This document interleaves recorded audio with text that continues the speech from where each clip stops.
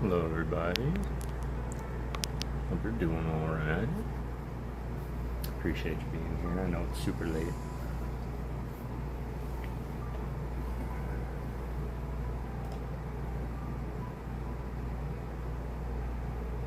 Appreciate you being here.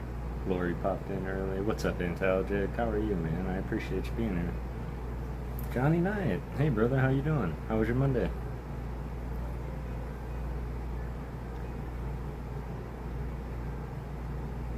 Hope you guys are having an amazing day and got everything you set out to get.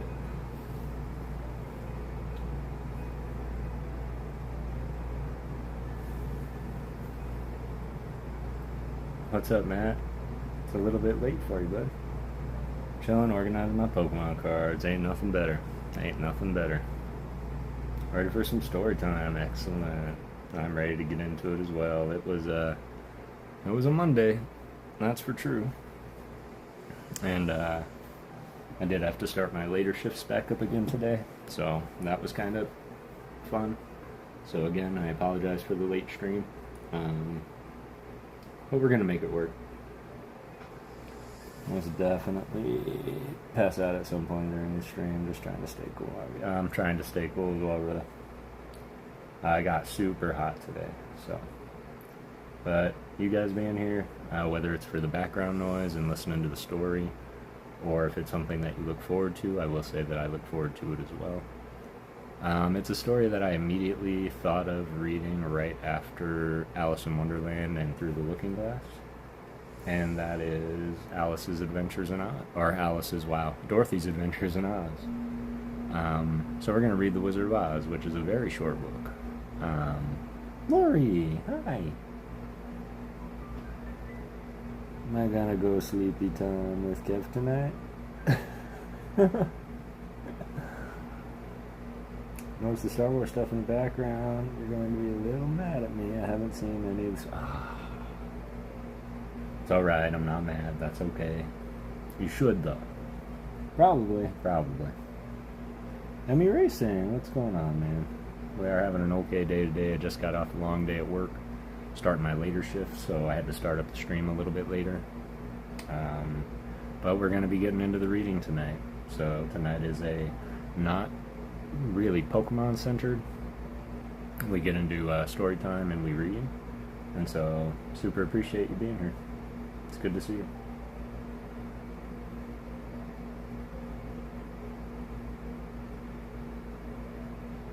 Doing alright. Chilling. Beautiful. The Wizard of Oz? Yes, the Wizard of Oz, because of all the wonderful things he does. Yes, indeed. And I'll have you know that I was quite disappointed that at least like Alice in Wonderland attempted to put some of all those many poems within the cartoon as songs, whether they were real quick or not. Whereas, unfortunately, no singing in the books of...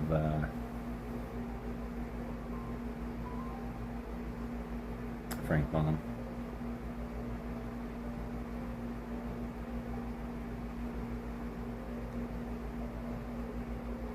Sweet.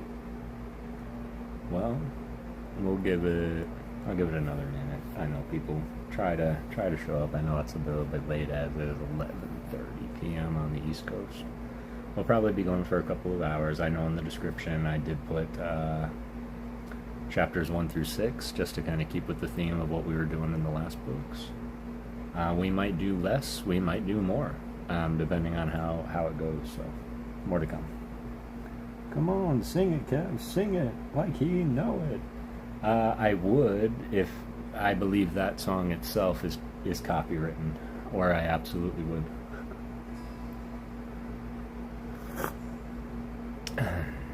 Although I will say, fun fact before we get into the book, is I was the Cowardly Lion in my drama class in high school. We didn't have to do a play, we had to do a scene from the play. And I decided to team up with two other kids in the class, and we did the 3 songs from the three travelers' companions, the Scarecrow, Tin Man, and the Lion. And we sung their, if I only had a brain, if I only had the heart, if I only had the nerve.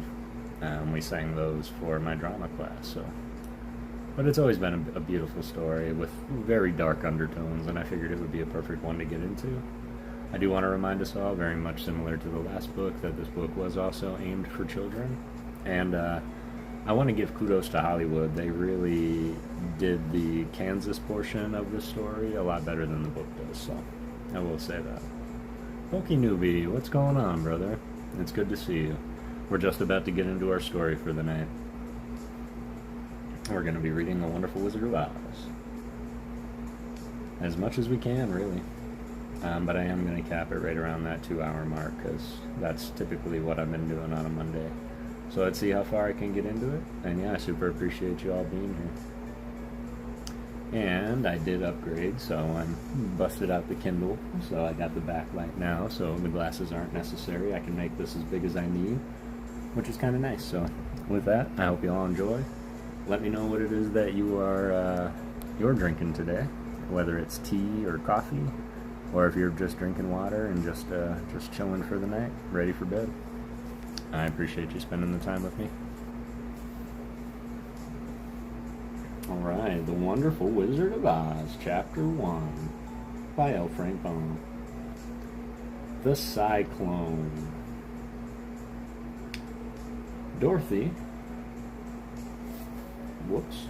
Dorothy lived in the midst of a great Kansas prairies, with Uncle Henry, who was a farmer, and Aunt Anne, who was the farmer's wife. Their house was small, for the lumber to build it had to be carried by a wagon many miles. There were 4 walls, a floor, and a roof, which made one room, and this room contained a rusty-looking cook stove, a cupboard for the dishes, a table, 3 or 4 chairs, and the beds. Uncle Henry and Aunt Em had a big bed in one corner, and Dorothy had a little bed in the other corner. There was no garret at all, and no cellar, except a small hole dug in the ground called the cyclone cellar, where the family could go in case one of those great whirlwinds arose, mighty enough to crush any building in its path.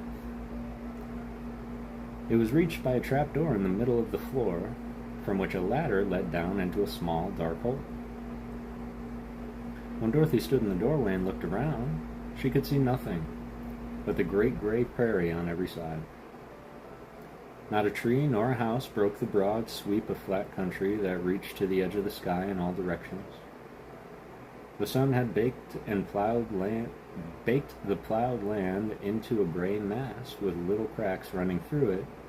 Even the grass was not green, for the sun had burned the tops of the long blades until they were the same gray color to be seen everywhere.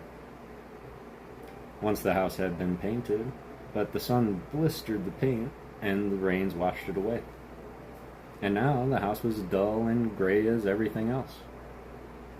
When Aunt Em came there to live, she was young prairie wife. The sun and wind had changed her too. They had taken the sparkle from her eyes and left them a somber gray. They had taken the red from her cheeks and lips, and they were gray also. She was thin and gaunt, and never smiled now. When Dorothy, who was an orphan, first came to her, Aunt Em had been so startled by the child's laughter that she would scream and press her hand upon her heart whenever Dorothy's merry voice reached her ears. And she still looked at the little girl with wonder that she could find anything to laugh at. Uncle Henry never laughed. He worked hard from morning till night and did not know what joy was. He was gray also, from his long beard to his rough boots, and he looked stern and solemn and rarely spoke. It was Toto that made Dorothy laugh, and saved her from the growing as gray as her surroundings. Toto was not gray. He was a little black dog with long silky hair and small black eyes that twinkled merrily on either side of his funny wee nose. Toto played all day long, and Dorothy played with him, and loved him dearly. Today, however, they were not playing. Uncle Henry sat upon the doorstep and looked anxiously at the sky, which was even grayer than usual. Dorothy stood in the door with Toto in her arms, and looked at the sky too. Aunt Em was washing the dishes. From the far north, they heard a low wail of the wind, and Uncle Henry and Dorothy could see where the long grass bowed in waves before the coming storm. There now came a sharp whistling in the air from the south, and as they turned their eyes that way, they saw ripples in the grass coming from that direction also. Suddenly, Uncle Henry stood up. "There's a cyclone coming, Em," he called to his wife. "I'll go look after the stock." Then he ran towards the sheds where the cows and horses were kept. Aunt Em dropped her work and came to the door. One glance told her of the danger close at hand. "Quick, Dorothy," she screamed. "Run for the cellar." Toto jumped out of Dorothy's arms and hid under the bed, and the girl started to get him. Aunt Em, badly frightened, threw open the trap door in the floor and climbed down the ladder into the small, dark hole. Dorothy caught Toto at last and started to follow her aunt. When she was halfway across the room, there came a great shriek from the wind, and the house shook so hard that she lost her footing and sat down suddenly upon the floor. Then a strange thing happened. The house whirled around 2 or 3 times and rose slowly through the air. Dorothy felt if she were going up in a balloon. Dorothy felt as if she were going up in a balloon. The north and south winds met where the house stood and made the exact center of the cyclone. In the middle of the cyclone, the air is generally still, but the great pressure of the wind on every side of the house raised it up higher and higher until it was at the very top of the cyclone, and there it remained, and was carried miles and miles as easily as you could carry a feather. It was very dark, and the wind howled horribly around her, but Dorothy found she was riding quite easily. After the first few whirls around, and one other time when the house tipped badly, she felt as if she was being rocked gently, like a baby in a cradle. Toto did not like it. He ran about the room, now here, now there, barking loudly, but Dorothy sat quite still on the floor and waited to see what would happen. Once Toto got too near the open trapdoor and fell in, and at first the little girl thought she had lost him, but soon she saw one of his ears sticking up through the hole, for the strong pressure of the air was keeping him up so that he could not fall. She crept to the hole, caught Toto by the ear, and dragged him into the room again, afterward closing the trapdoor so that no more accidents could happen. Hour after hour passed away, and slowly Dorothy got over her fright. But she felt quite lonely, and the wind shrieked so loudly all about her that she nearly became deaf. At first she had wondered if she would be dashed to pieces when the house fell again. But as the hours passed and nothing terrible happened, she stopped worrying and resolved to wait calmly and see what the future would bring. At last she crawled over the swaying floor to her bed and lay down upon it. And Toto followed her and lay down beside her. In spite of the swaying of the house and the wailing of the wind, Dorothy soon closed her eyes, and she fell fast asleep.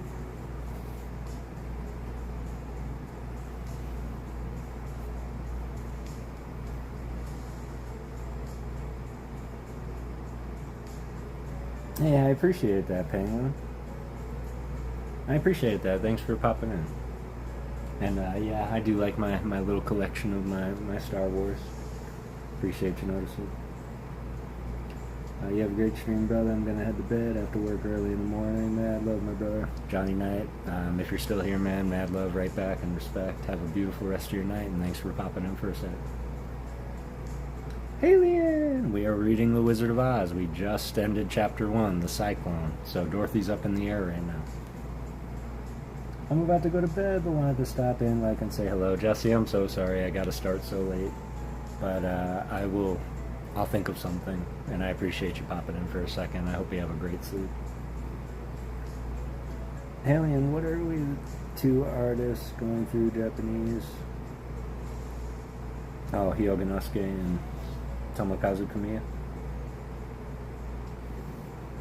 Lori, I appreciate you being here, boo. So yeah, that would be the cyclone.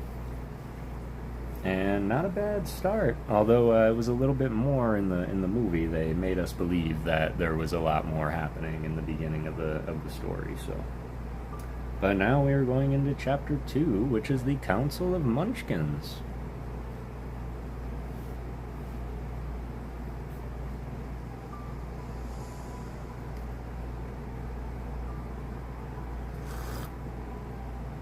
No reason to apologize. I'm just going to listen while I do my nightly task. Excellent. I appreciate you listening.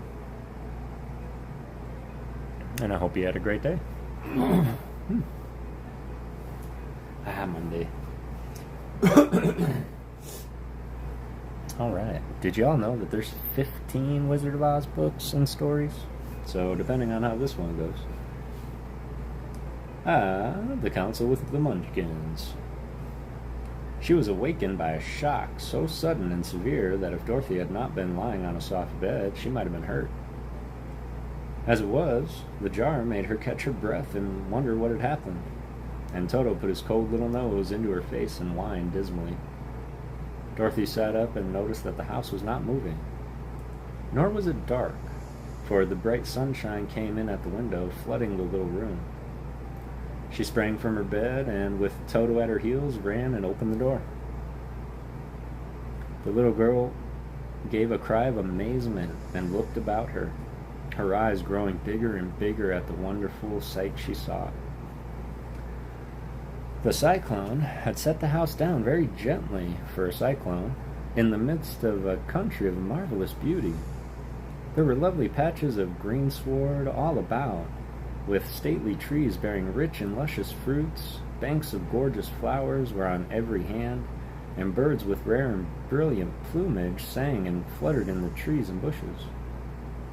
A little way off was a small brook, rushing through, sparkling along between green banks, and murmuring in a voice very grateful to a little girl who had lived so long on dry gray prairies.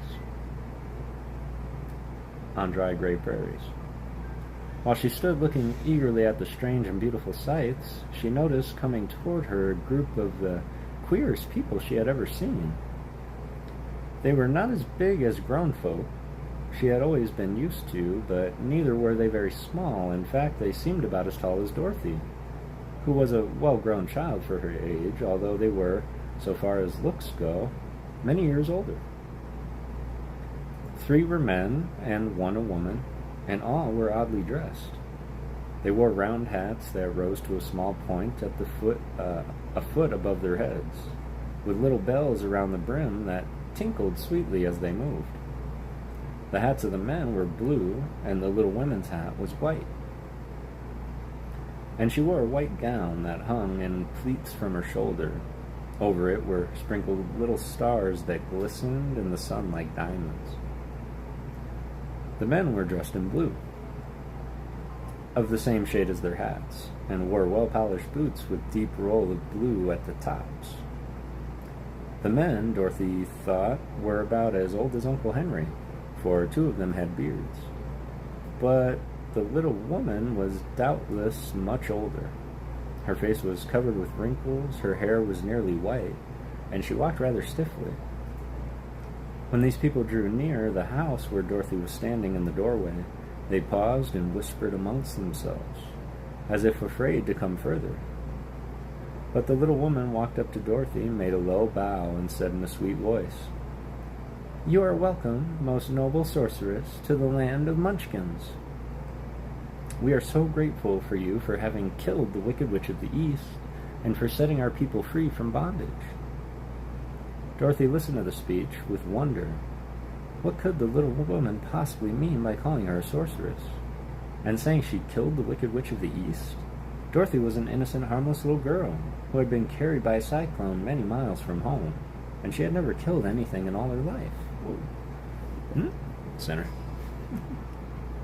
But the little woman evidently expected her to answer, so Dorothy said with hesitation, "You are very kind, but there must be some mistake. I haven't killed anything."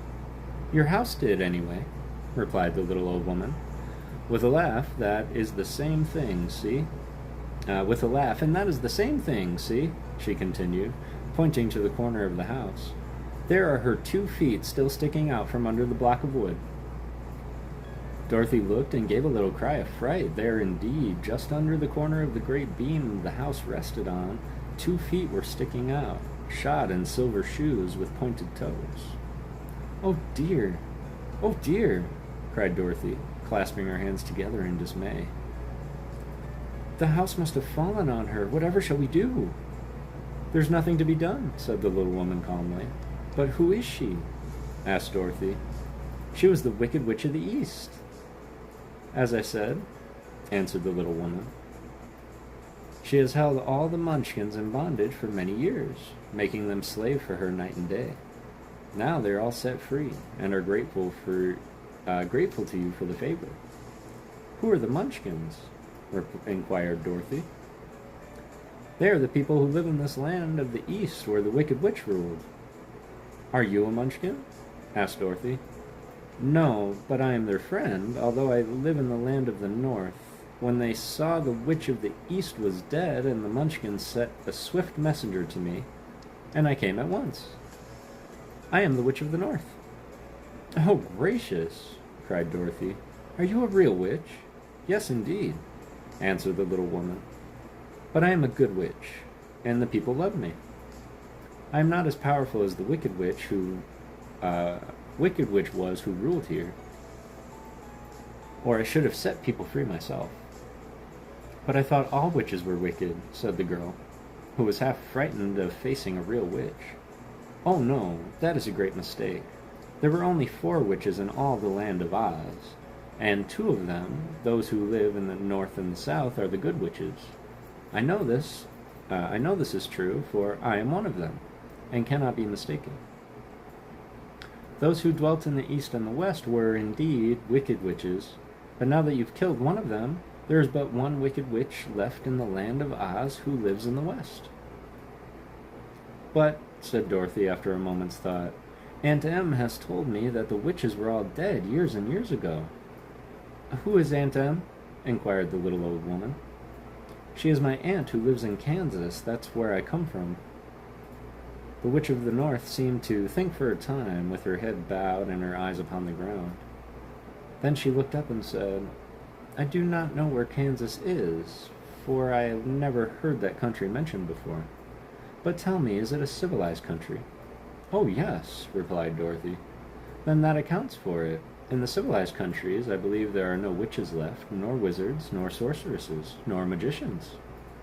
But you see, the land of Oz has never been civilized.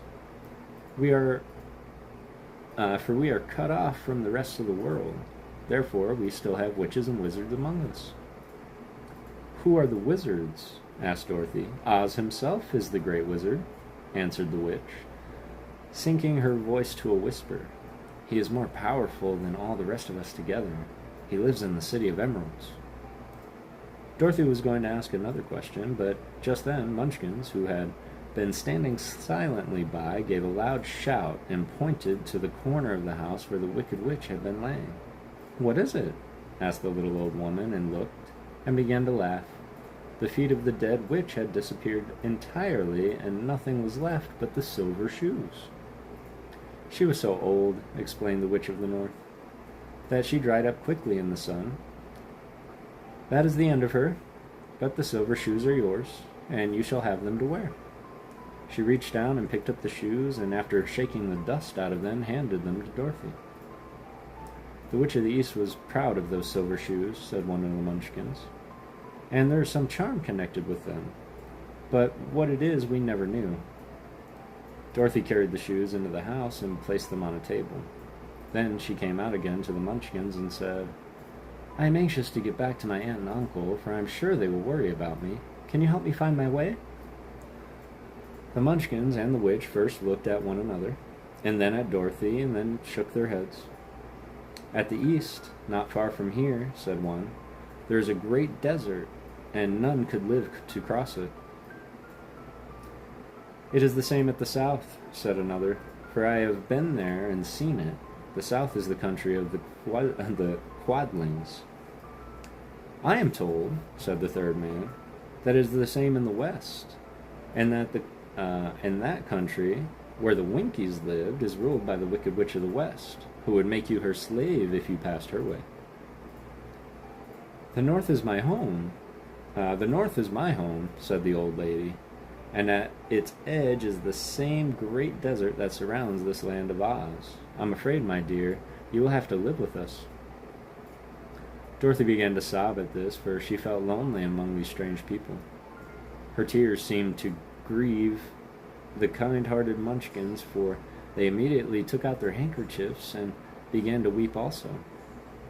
As for the little old woman, she took off her cap and balanced the point on the end of her nose while she counted 1, 2, 3 in a solemn voice. At once the cap changed to a slate on which was written in big white chalk marks, "Let Dorothy go to the City of Emeralds." The little old woman took the slate from her nose, and having read the words on it, asked, "Is your name Dorothy, my dear?" "Yes," answered the child, looking up and drying her tears. "Then you must go to the City of Emeralds. Perhaps Oz will help you." "Where is this city?" asked Dorothy. "It is exactly in the center of the country, and it's ruled by Oz, the great wizard I told you of." "Is he a good man?" inquired the girl anxiously. "He is a good wizard. Whether he is a man or not, I cannot tell, for I have never seen him." "How can I get there?" asked Dorothy. "You must walk." "It is a long journey through the country that is sometimes pleasant and sometimes dark and terrible. However, I will use all the magic arts I know of to keep you from harm." "Won't you go with me?" pleaded the girl, who had begun to look upon the little old woman as her only friend. "No, I cannot do that," she replied, "but I will give you my kiss, and no one will dare injure a person who has been kissed by the Witch of the North." She came close to Dorothy and kissed her gently on the forehead. Where her lips touched the girl, they left a round, shining mark, as Dorothy found out soon after. "The road to the City of Emeralds is paved with yellow brick," said the witch, "so you cannot miss it. When you get to Oz, do not be afraid of him, but tell him your story and ask him to help you. Goodbye, my dear."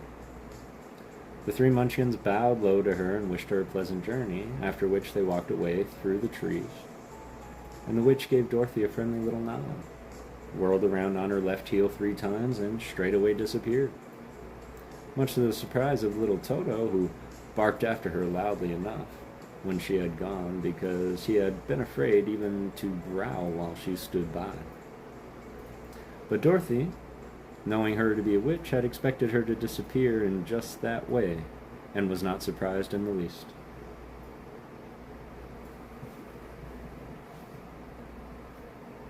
Hey Cameron, how's it going?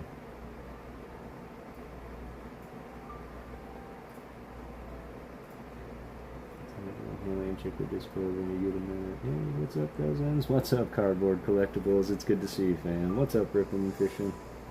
Summer Evie, how are you doing? I appreciate you guys being here. Tonight is a reading stream. I have started reading on Mondays, just some old stories from my childhood and stories we all know and love. And I figured Mondays would be a nice little deep decompression day to do that. I had to start a little bit later today, and I do apologize. But we are just getting into the Wizard of Oz, and we are right on track here. We are about to start Chapter 3. And I appreciate you guys being here. But definitely we'll be picking up the Pokemon back up again on Thursday is when we stream next. And then Saturday as well. But it is really good to see you guys.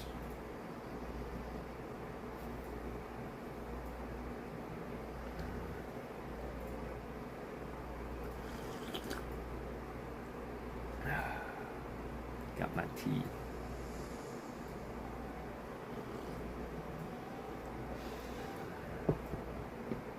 Alright. Chapter 3. My favorite character, How Dorothy Saved the Scarecrow. When Dorothy was left alone, she began to feel hungry. So she went to the cupboard and cut herself some bread, which she spread with butter. She gave some to Toto, and taking a pail from the shelf, she carried it down to the little brook and filled it with clear, sparkling water. Toto ran over to the trees and began to bark at the bird sitting there. Dorothy went to get him, and saw delicious fruit hanging from the branches that she gathered some of it, finding it just what she wanted to help out with her breakfast. Then she went back to the house, and having helped herself and Toto to a good drink of the cool, clear water, she set about making ready for the journey to the City of Emeralds. Dorothy had only one other dress, but that happened to be clean and was hanging on a peg beside her bed. It was gingham with checks of white and blue. Although the blue was somewhat faded with many washings, it was still a pretty frock. The girl washed herself carefully, dressed herself in the clean gingham, and tied a pink sunbonnet on her head. She took a little basket and filled it with bread from the cupboard, laying a white cloth over the top. Then she looked down at her feet and noticed how old and worn her shoes were.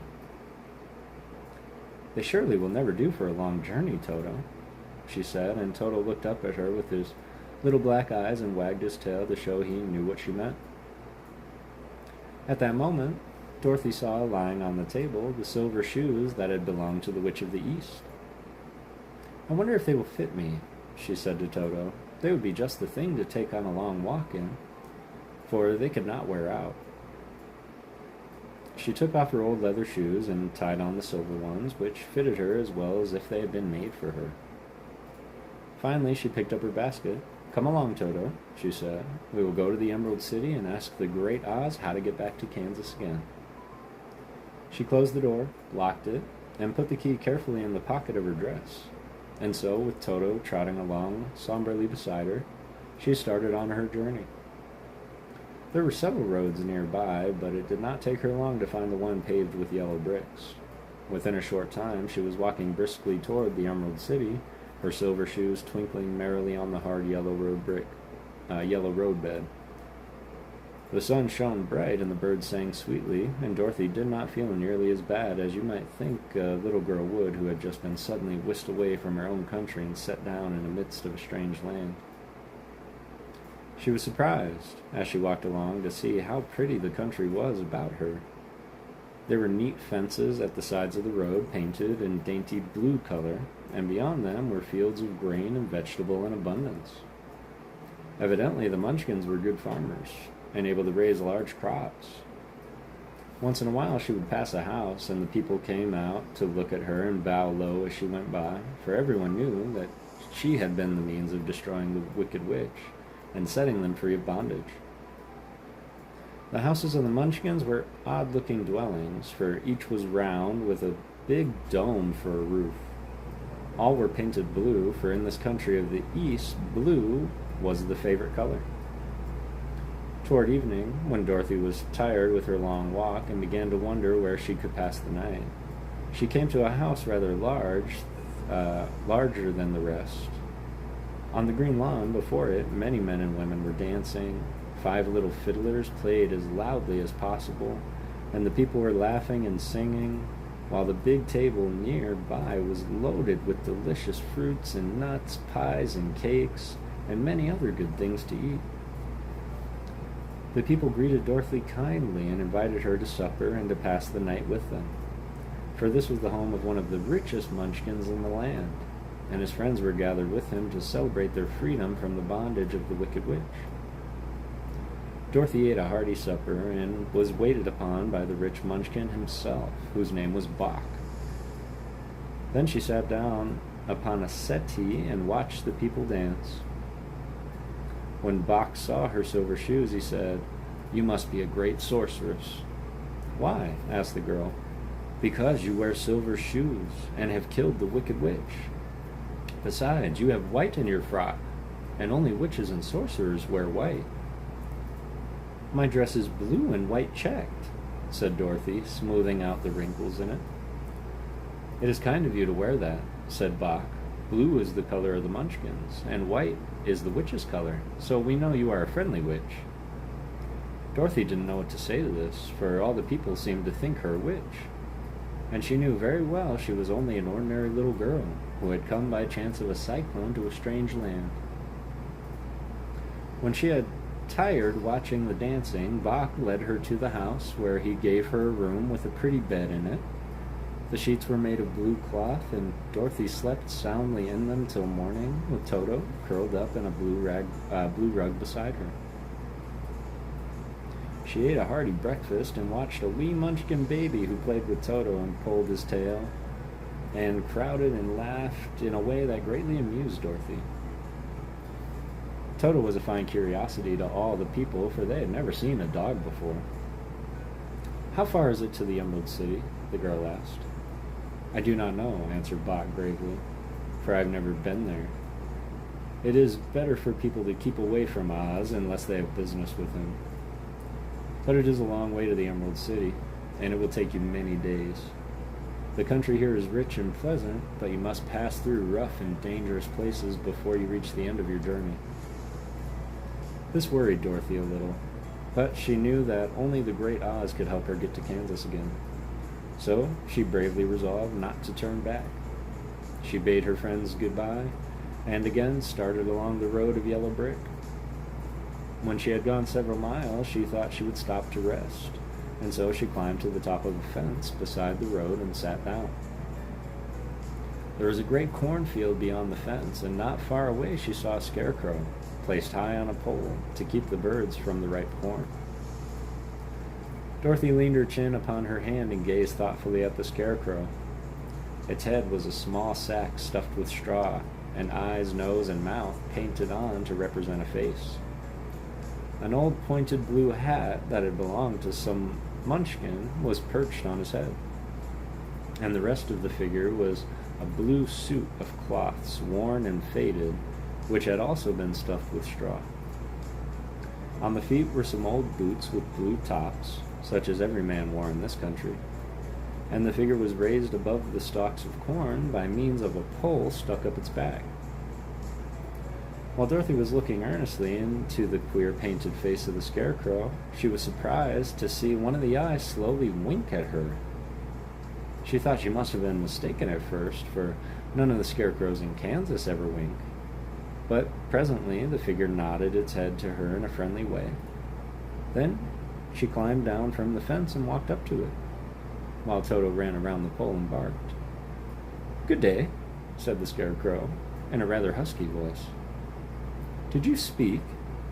asked the girl in wonder. "Certainly," answered the scarecrow. "How do you do?" "I'm pretty well, thank you," replied Dorothy politely. "How do you do?" "I'm not feeling well," said the scarecrow with a smile, "for it is very tedious being perched up here night and day to scare away crows." "Can't you get down?" asked Dorothy. "No, for this pole is stuck up my back. If you would please take away the pole, I shall be greatly obliged to you." Dorothy reached up both arms and lifted the figure off the pole, for, being stuffed with straw, it was quite light. "Thank you very much," said the scarecrow, when he had been set down on the ground. "I feel like a new man." Dorothy was puzzled at this, for it sounded queer to hear a stuffed man speak, and to see him bow and walk beside her. "Who are you?" asked the scarecrow, when he had stretched himself and yawned. "And where are you going?" "My name is Dorothy," said the girl, "and I'm going to the Emerald City to ask the great Oz to send me back to Kansas." "Where's the Emerald City?" he inquired, "and who is Oz?" "Why, don't you know?" she returned in surprise. "No, indeed, I don't know anything. You see, I'm stuffed, so I have no brains at all," he answered sadly. "Oh," said Dorothy, "I'm awfully sorry for you. Do you think," he asked, "if I go to the Emerald City with you, that Oz would give me some brains?" "I cannot tell," she returned, "but you may come with me if you like. If Oz will not give you any brains, then you'll be no worse off than you are now." "That is true," said the scarecrow. "You see," he continued confidently, "I don't mind my legs and arms and body being stuffed, because I cannot get hurt. If anyone treads on my toes or sticks a pin into me, it doesn't matter, for I can't feel it. But I do not want people to call me a fool, and if my head stays stuffed with straw instead of with brains, as yours is, how am I ever to know anything?" "I understand how you feel," said the little girl, who was truly sorry for him. "If you will come with me, I'll ask Oz to do all he can for you." "Thank you," he answered gratefully. They walked back to the road. Dorothy helped him over the fence. and they started along the path of yellow brick for the Emerald City. Toto did not like this addition to the party at first. He smelled all around the stuffed man as if he suspected there might be a nest of rats in the straw, and he often growled in the unfriendly way at the Scarecrow. "Don't mind Toto," said Dorothy to her new friend. "He never bites." "Oh, I'm not afraid," replied the Scarecrow. "He can't hurt the straw. Do let me carry that basket for you. I shall not mind it, for I can't get tired. I'll tell you a secret," he continued as he walked along. "There's only one thing in the world I'm afraid of." "What's that?" asked Dorothy. "The Munchkin farmer who made you?" "No," answered the Scarecrow. "It's a lighted match." Woo! Got some people up in here. One Thug, what's going on, famo? Hope you're doing well. Great story, loved it as a kid. Excellent. Trax X, how you doing? Tough week for me. Kid's mom had tortured this. Oh no. Getting better and rupturing again. Insurance uncovered bill this time. And it's like oh man. Oh, it was definitely for a good cause, Trax X, and I'm sorry that happened. Best wishes and all my thoughts and love are going out to the recovery. I'm sorry that happened to you, brother.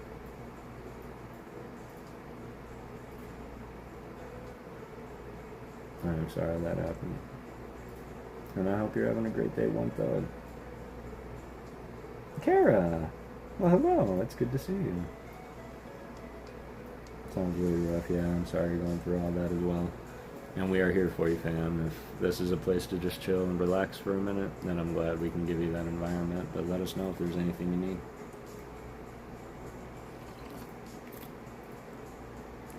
It's good to see you, Kara. I hope you had a good day. We're making pretty good progress. At about the 41-minute mark, we're just about to enter Chapter 4. So we'll see how far we can get in the 2-hour time frame. And we'll go from there. But yeah, I really appreciate you guys being here, even if but for a second. Kara, Matt, I know it's super late for you two. And anybody on the East Coast, so I appreciate you. All day, yeah. Yeah, I can imagine your eyes are hurting, so... Well, that's what it is. If he's everything and everyone around, just inside over, it's not that big a deal. It's just Pokemon, which they're right. But the time, the blood, the sweat, trust me. Man, you're among friends who will back you up in that 100%, because yes, it is. It's just cards. It's just Pokemon. It's just a hobby. And that shouldn't come over, anything else that we may need. But that doesn't mean the effort wasn't there, and suddenly it's like something we didn't intend to do, or a decision was being made for us. And that can sting in a collector's heart, 100%. And I've had to do something like that. Maybe not to that extent, but a few times myself through the years, so... honestly, best of luck, and I know that it is what it is, and I just hope everything gets better for you, fam. Memories take a toll, absolutely, 100%. And I do know and am confident that new memories will be had. And of course, if you need anything and we got it, you got it. It is for the best cause, indeed.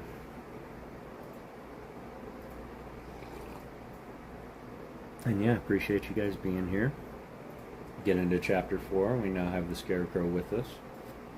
And we're going to go on the road through the forest, which is probably one of my favorite scenes, and I'm hoping they get into it in the book. So, and I will say this is my first time reading through the book, too.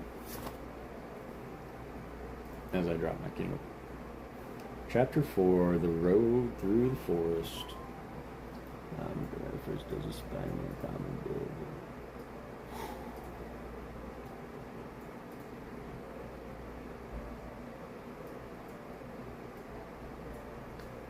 That is true, and yeah, that's a rough one, man. After a few hours, the road began to be rough, and the walking grew so difficult that the Scarecrow often stumbled over the yellow bricks, which were here very uneven. Sometimes, indeed, they were broken or missing altogether, leaving holes that Toto jumped across and Dorothy walked around. As for the Scarecrow, having no brains, he walked straight ahead, and so stepped into holes and fell at full length onto the hard bricks. It never hurt him, however, and Dorothy would pick him up and set him upon his feet again, while he joined her in laughing merrily at his own mishap. The farms were not nearly so well cared for here as they were further back. There were fewer houses and fewer fruit trees, and the further they went and more dismal and lonesome the country became. At noon, they sat down by the roadside near a little brook, and Dorothy opened her basket and got out some bread. She offered a piece to the Scarecrow, but he refused. "I'm never hungry," he said, "and it's a lucky thing I'm not, for my mouth is only painted. And if I should cut a hole in it so I could eat, the straw I'm stuffed with would come out, and that would spoil all the shape of my head." Dorothy saw at once that this was true, so she only nodded and went on eating her bread. "Tell me something about yourself and the country you came from," the Scarecrow, when she had finished her dinner, said the Scarecrow when she had finished her dinner. So she told him all about Kansas, and how gray everything was there, and how the cyclone had carried her to this queer land of Oz. The Scarecrow listened carefully and said, "I cannot understand why you should wish to leave this beautiful country and go back to the dry, gray place you call Kansas." "That is because you have no brains," answered the girl. "No matter how dreary or gray our home is, the people of flesh and blood would rather live there than in any country, be it ever so beautiful. There's no place like home." The Scarecrow sighed. "Of course I cannot understand it," he said. "If your heads were stuffed with straw like mine, you would probably all live in beautiful places, and then Kansas would have no people at all. It is fortunate for Kansas that you have brains. Won't you tell me a story?" "While we're resting?" asked the child. The Scarecrow looked at her reproachfully and answered, "My life has been so short that I really know nothing whatever. I was only made a day before yesterday. What happened in the world before that time is all unknown to me. Luckily, when the farmer made my head, one of the first things he did was to paint my ears so that I heard what was going on. There was another Munchkin with him, and the first thing I heard was the farmer saying, 'How do you like those ears?' 'They aren't straight,' answered the other. 'Never mind,' said the farmer. 'They are ears just the same,' which was true enough. 'Now I'll make the eyes,' said the farmer. So he painted my right eye, and as soon as it was finished I found myself looking at him, and at everything around me with a great deal of curiosity, for this was my first glimpse of the world.' 'That's a rather pretty eye,' remarked the Munchkin, who was watching the farmer. 'Blue paint is just the color for eyes.' 'I think I'll make the other a little bigger,' said the farmer. And when the second eye was done, he could see much better than before. Then he made my nose and my mouth. But I did not speak, because at that time I didn't know what a mouth was for. I had the fun of watching them make my body, my arms, my legs. When they fastened on my head at last, I felt very proud, for I thought I was just as good a man as anyone. 'This fellow will scare crows fast enough,' said the farmer. 'He looks just like a man.' 'Why, he is a man,' said the other, and I quite agreed with him.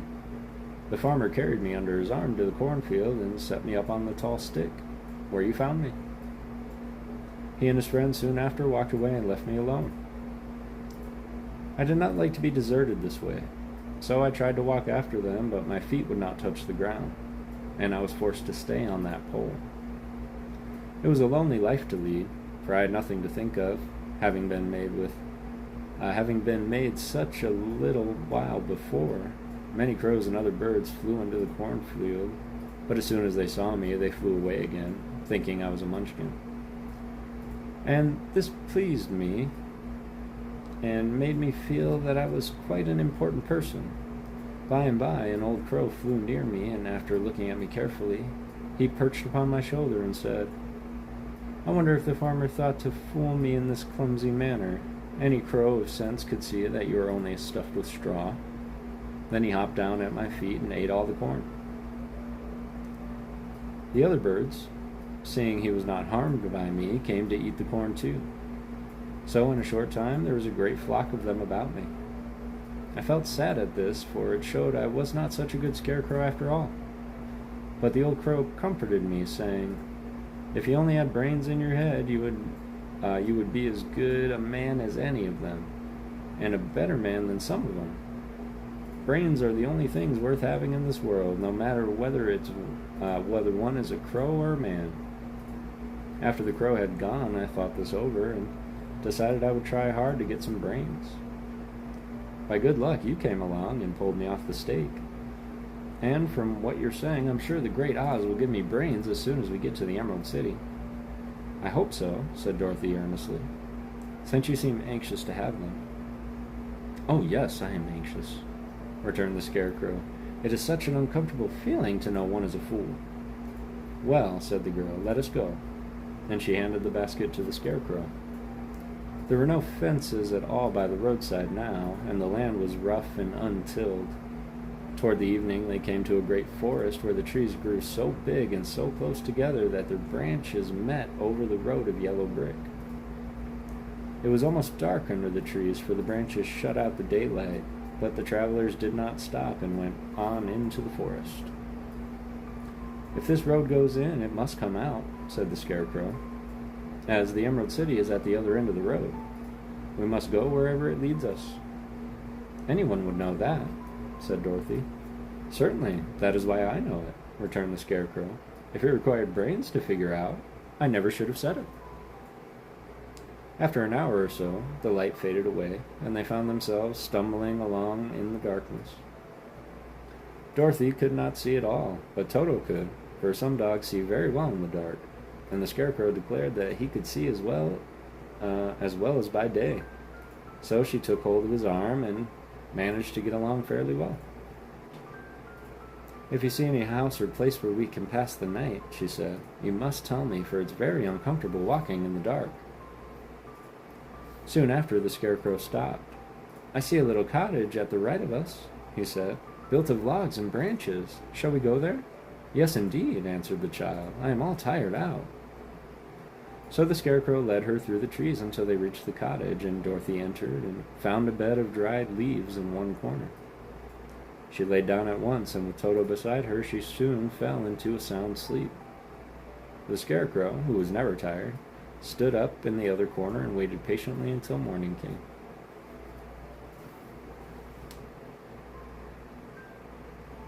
What's up, Genghis? I hope you're doing well, brother. It's good to see you.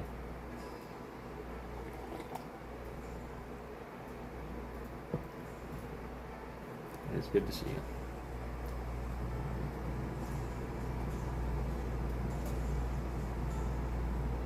I think we might be able to get through 10 chapters, but I'm not pushing it. Oh, well, thank you. How was that chapter? It is good to see everyone. 8 of y'all hanging out in here. I super appreciate you guys. Because we're about to meet our next traveling companion, the Tin Woodsman, in the forest.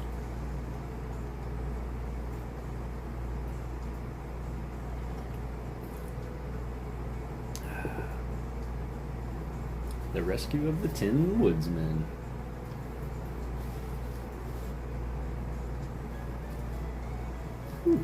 Last drink of tea got all up in my mustache. Kept me saying hi to Lily. Yeah, it's really good to see everyone. We ready?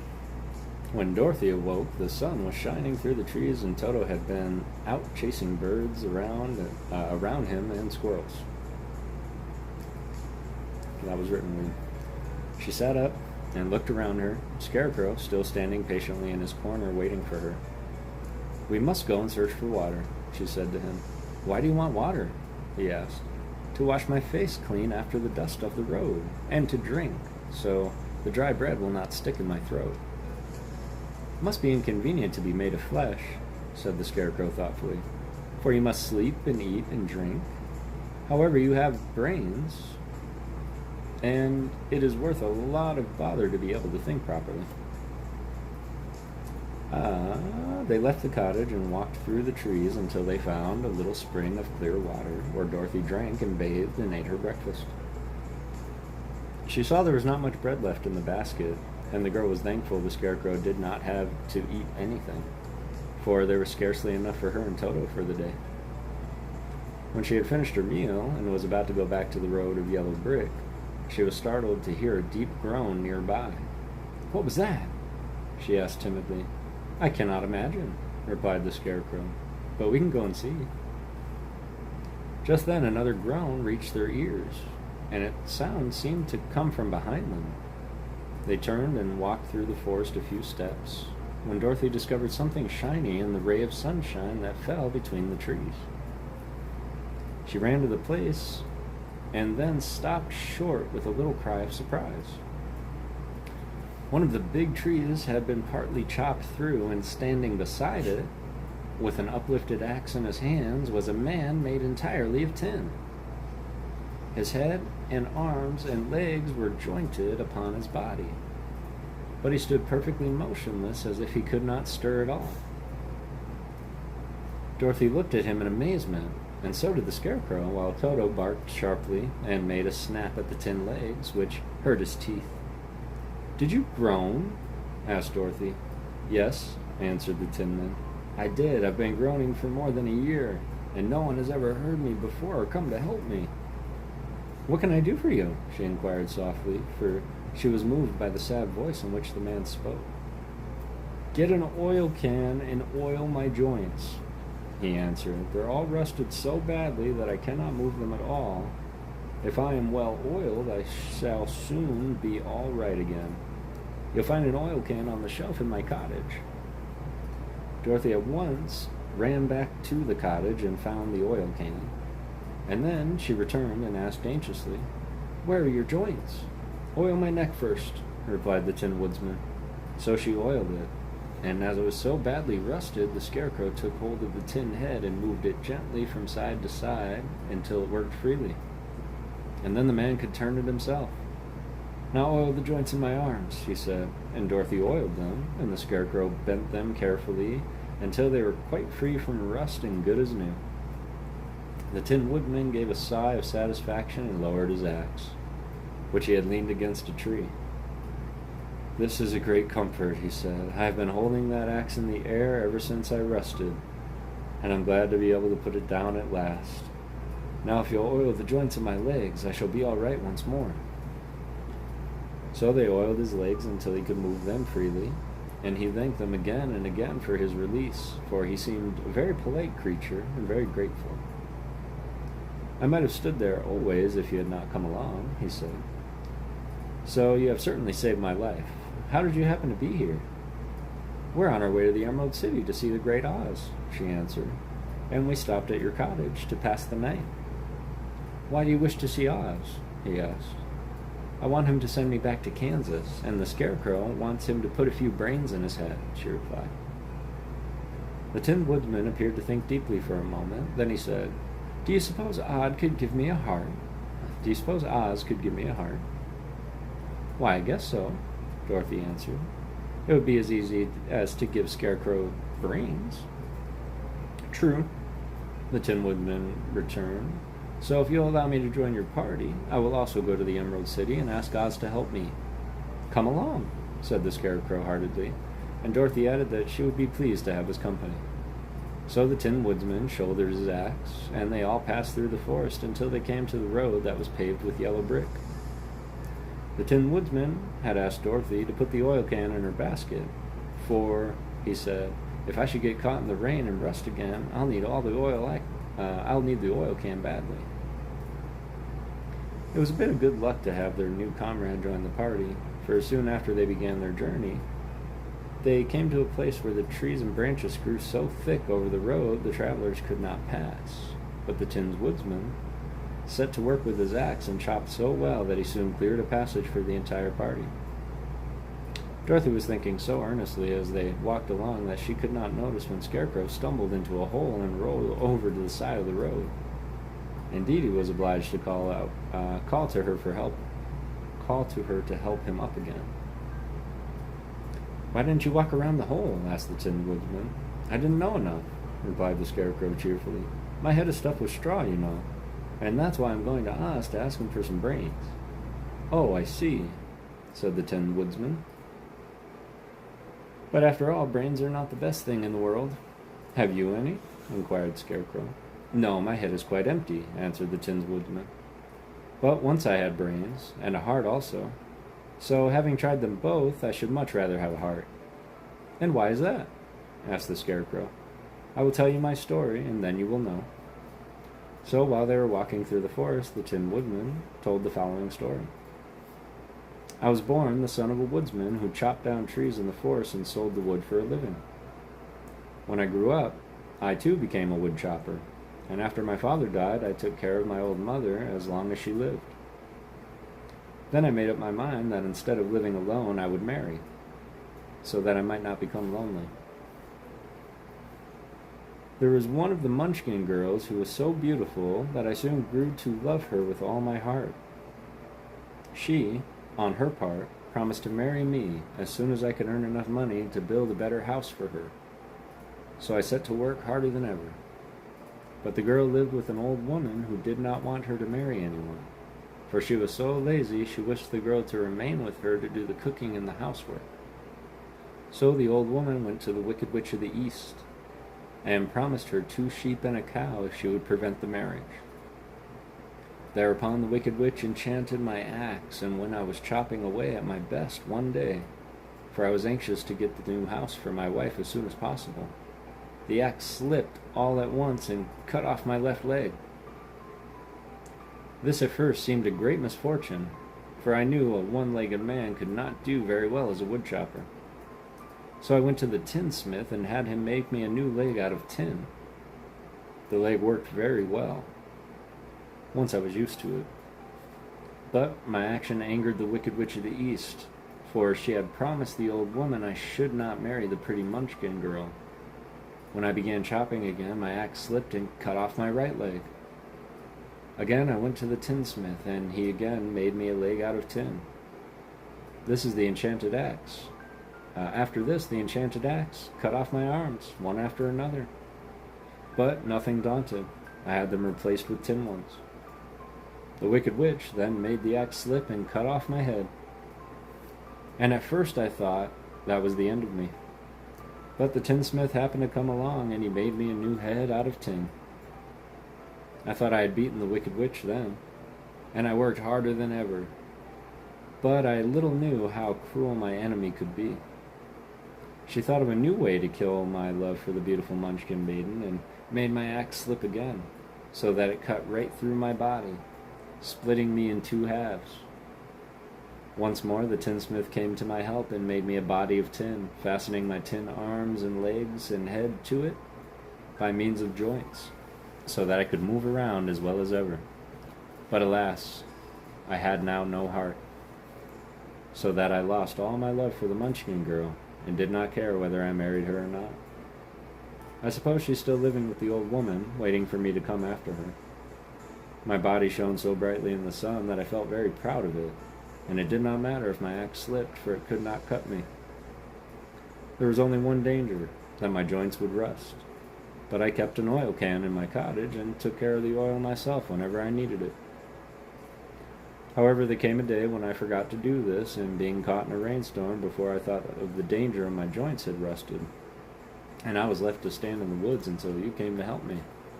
It was a terrible thing to undergo, but during the year I stood there, I had time to think the greatest loss I had ever known was the loss of my heart. While I was in love, I was the happiest man on earth. But no one can love who has not a heart, and so I am resolved to ask Oz to give me one. If he does, I will go back to the Munchkin maiden and marry her. But Dorothy and the Scarecrow had been greatly interested in the story of the Tin Woodsman, and now they knew why he was so anxious to get a new heart. "All the same," said the Scarecrow, I shall ask for brains instead of a heart, for a fool would not know what to do with a heart if he had one. I shall take the heart, returned the Tin Woodman.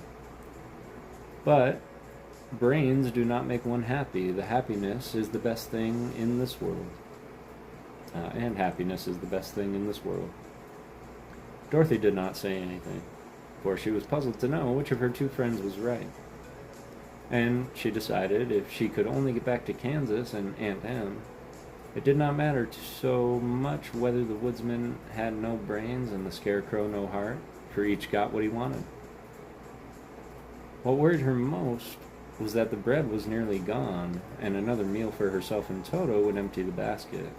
To be sure, neither the woodsman nor the scarecrow ever ate anything, but she was not made of tin nor straw, and could not live unless she was fed.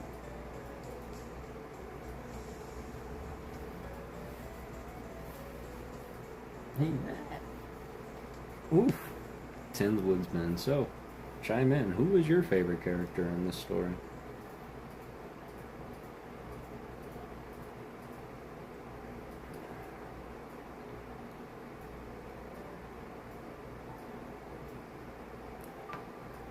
I'm very curious to know.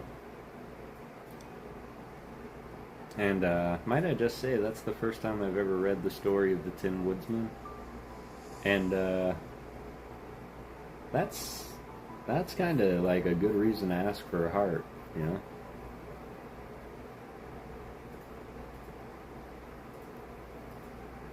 And my whole life, yeah. I don't like them all.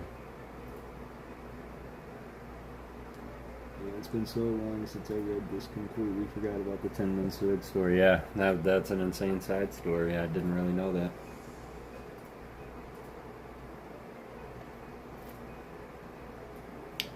And I kind of want to see the Wicked Witch of the East in full action. It sounded like she was quite the tyrant.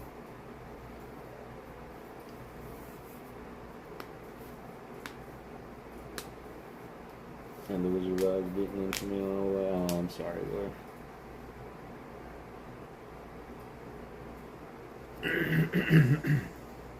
I am so sorry.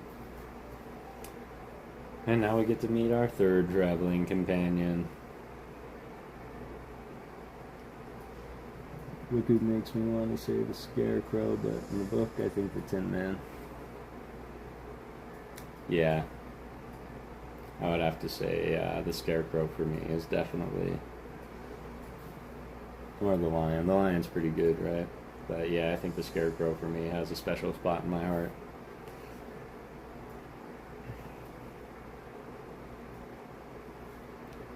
The Cowardly Lion. One of the most beloved characters ever. And probably most relatable. All this time, Dorothy and her companions had been walking through the thick wood. The road was still paved with yellow brick, but these were much covered by dry branches and dead leaves from the trees, and the walking was not at all good. There were few birds in this part of the forest, for birds love the open country where there's plenty of sunshine. But now and then, there came a deep growl of some wild animal hidden among the trees. These sounds made the little girl's heart beat fast, for she did not know what to make of them. But Toto knew, and he walked close to Dorothy's side and did not even bark in return. "How long will it be," the child asked the Tin Woodman, "before we're out of the forest?" "I cannot tell," was the answer, "for I have never been to the Emerald City, but my father went there once, when I was a boy, and he said it was a long journey through a dangerous country.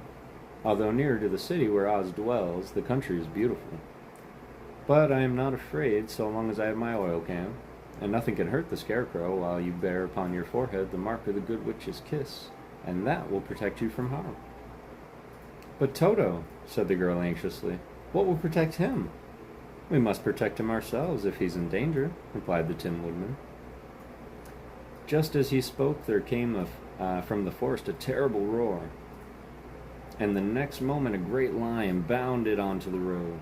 With one blow of his paw, he sent the Scarecrow spinning over and over to the edge of the road, and then he struck at the Tin Woodsman, with his sharp claws, but to the lion's surprise, he could make no impression on the tin.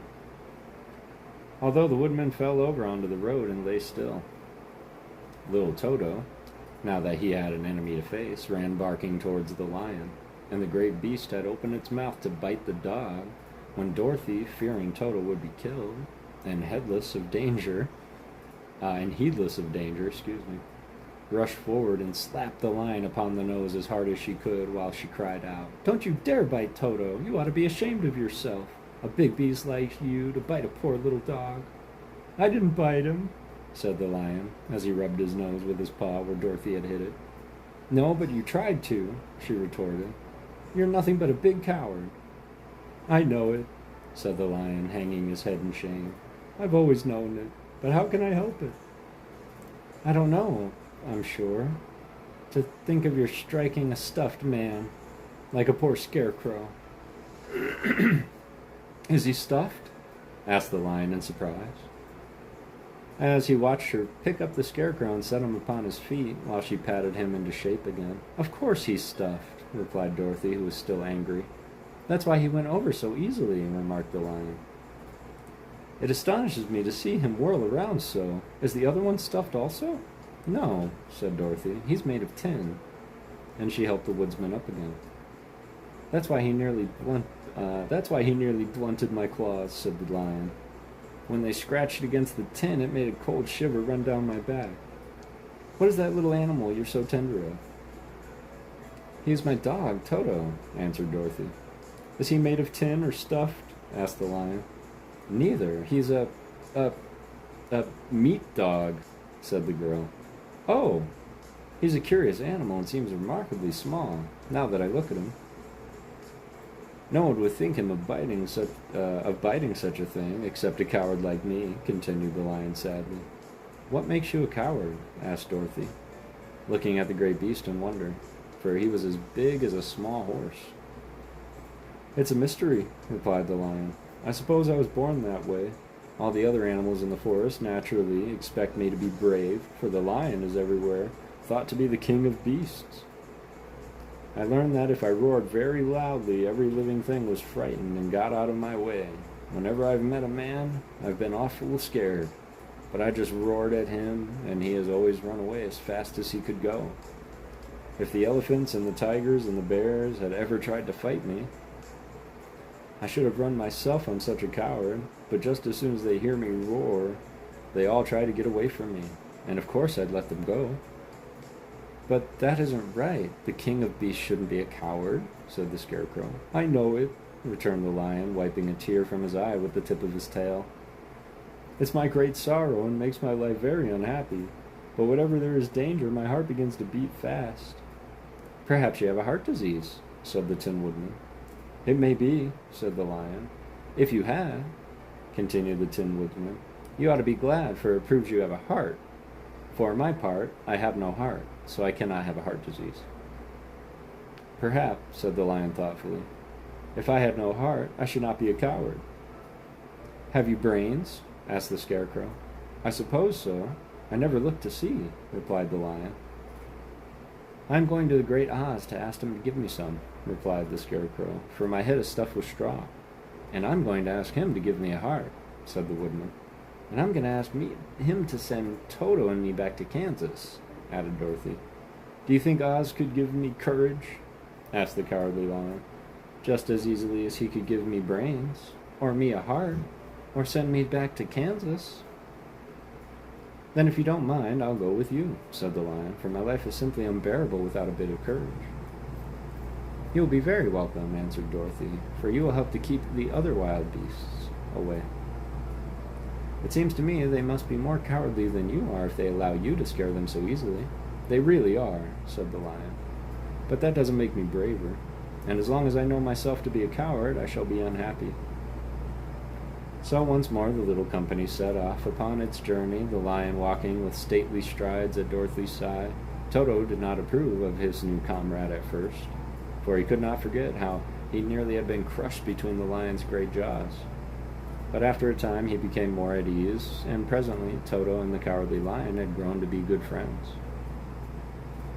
During the rest of that day, there was no other adventure to mar the peace of their journey.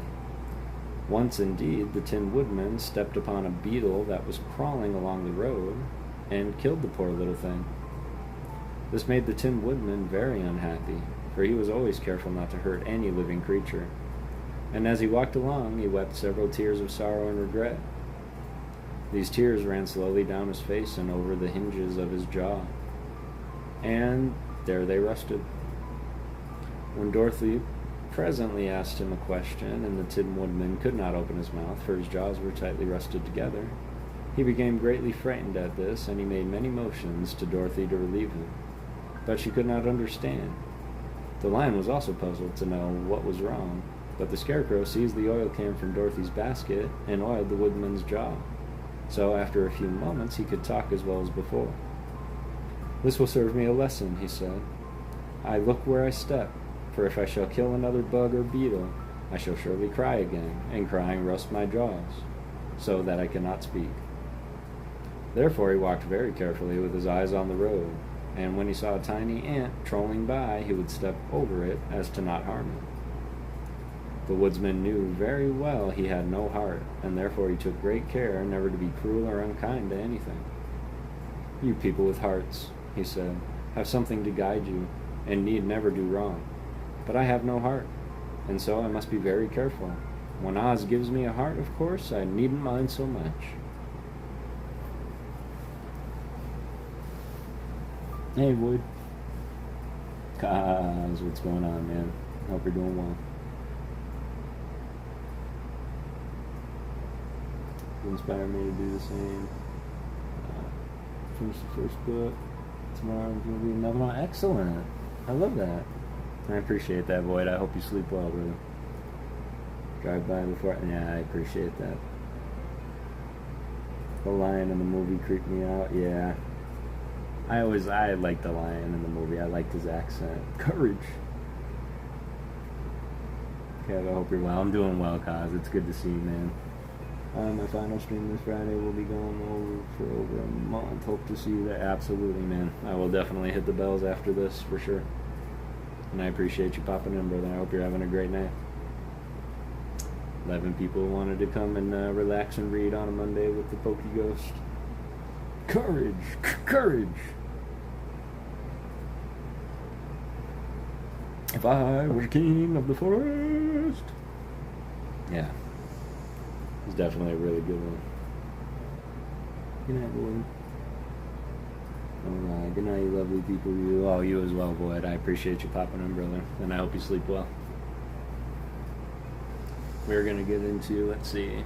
Oh, we've just passed that hour mark, so we'll just keep going and see where it takes us. We are definitely now into 6 chapters.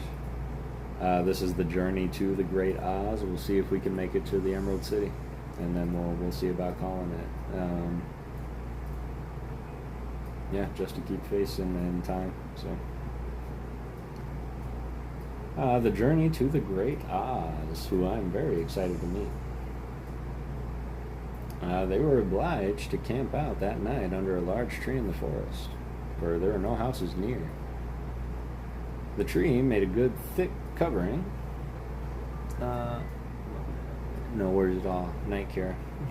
Covering them from the dew, and the Tin Woodman chopped a great pile of wood with his axe, and Dorothy built a splendid fire that warmed her and made her feel less lonely.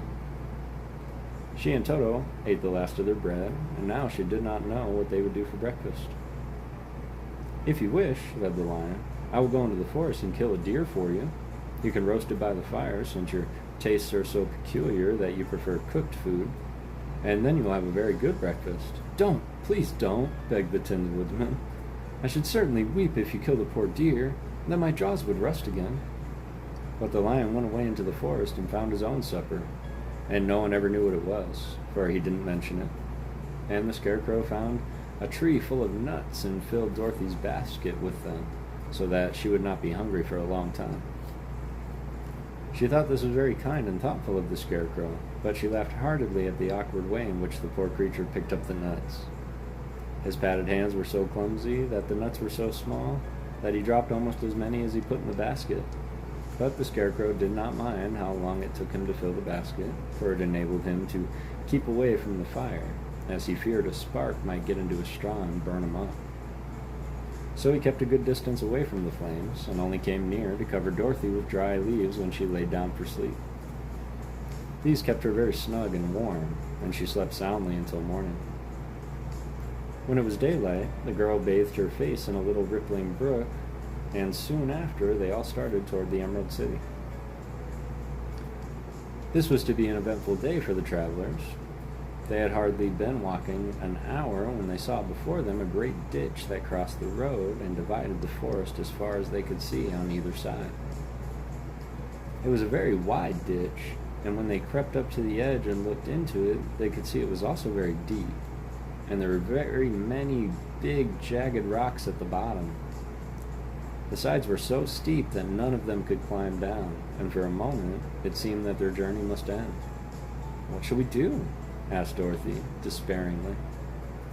"I haven't the faintest idea," said the Tin Woodman, and the Lion shook his scraggly mane and looked thoughtful.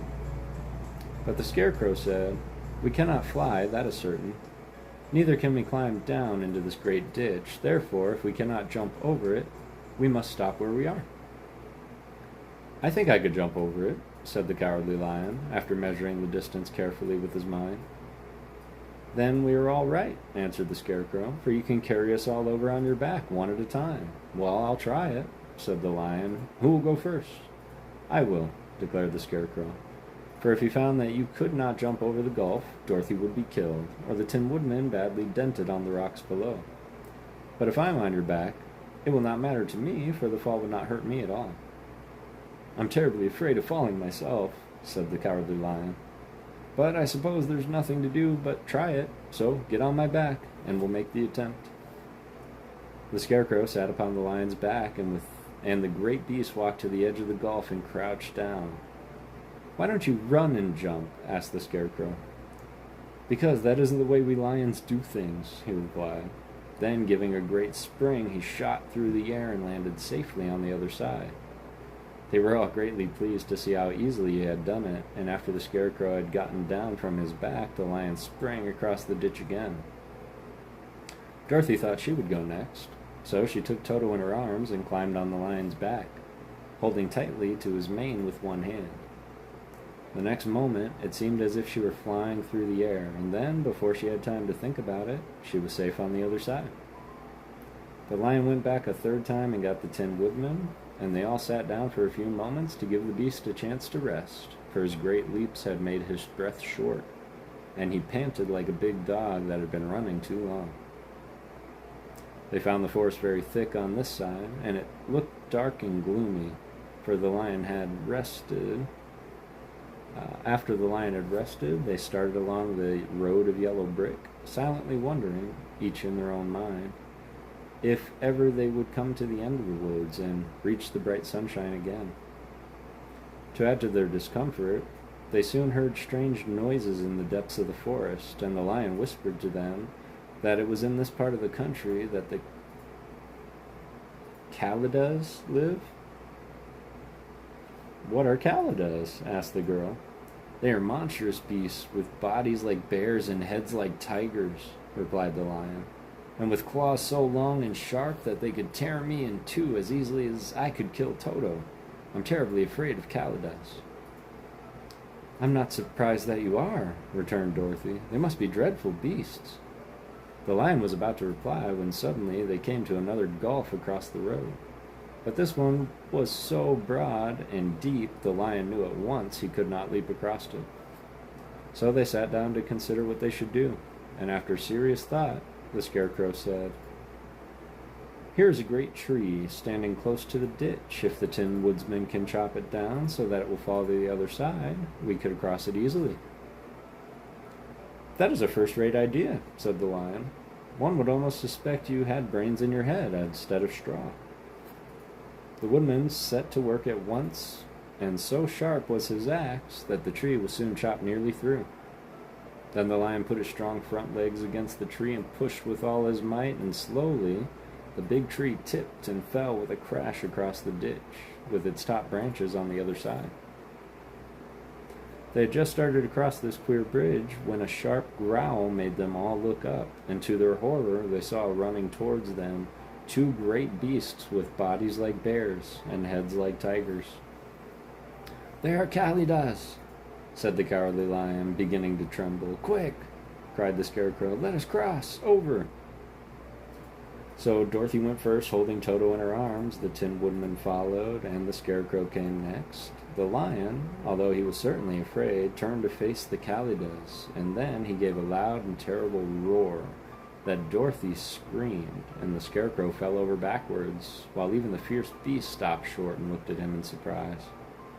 But seeing they were bigger than the lion, and remembering that there were two of them, and only one of him, the Kalidas again rushed forward. And the lion crossed over the tree and turned to see what they would do next.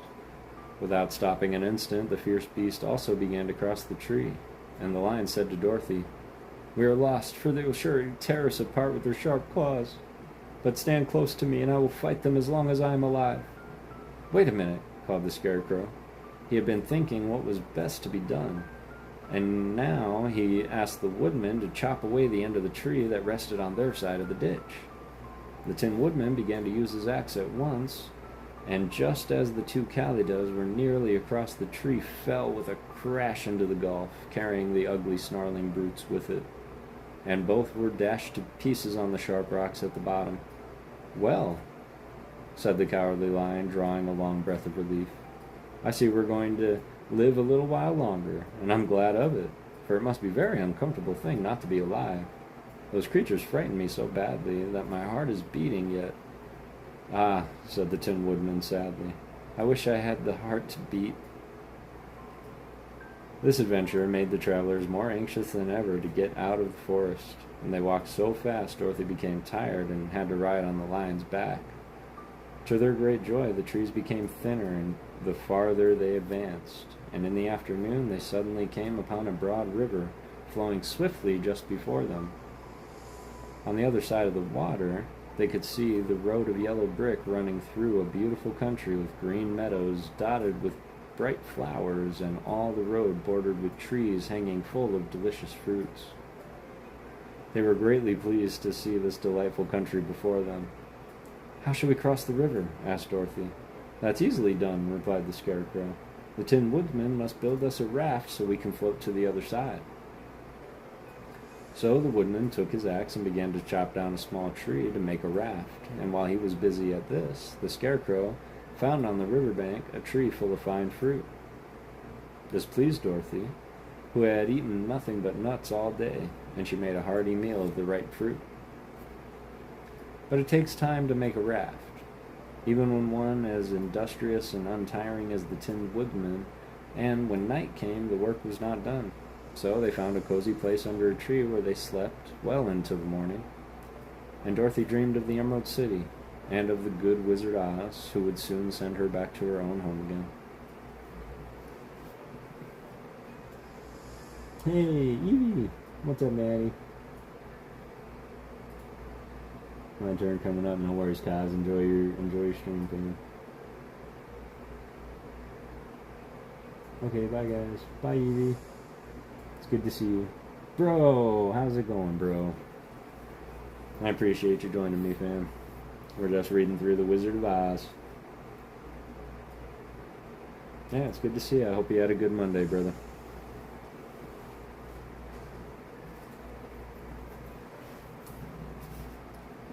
Yep, you're right on track, I think. It is really good to see you.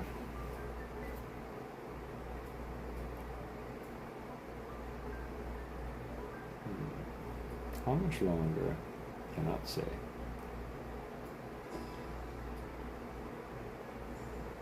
But our companions are just about to come across a very deadly poppy field. Poppies! Poppies! And on our way to Oz, so that's where we're trying to get to before we call the stream. And I think we're making pretty good time, actually.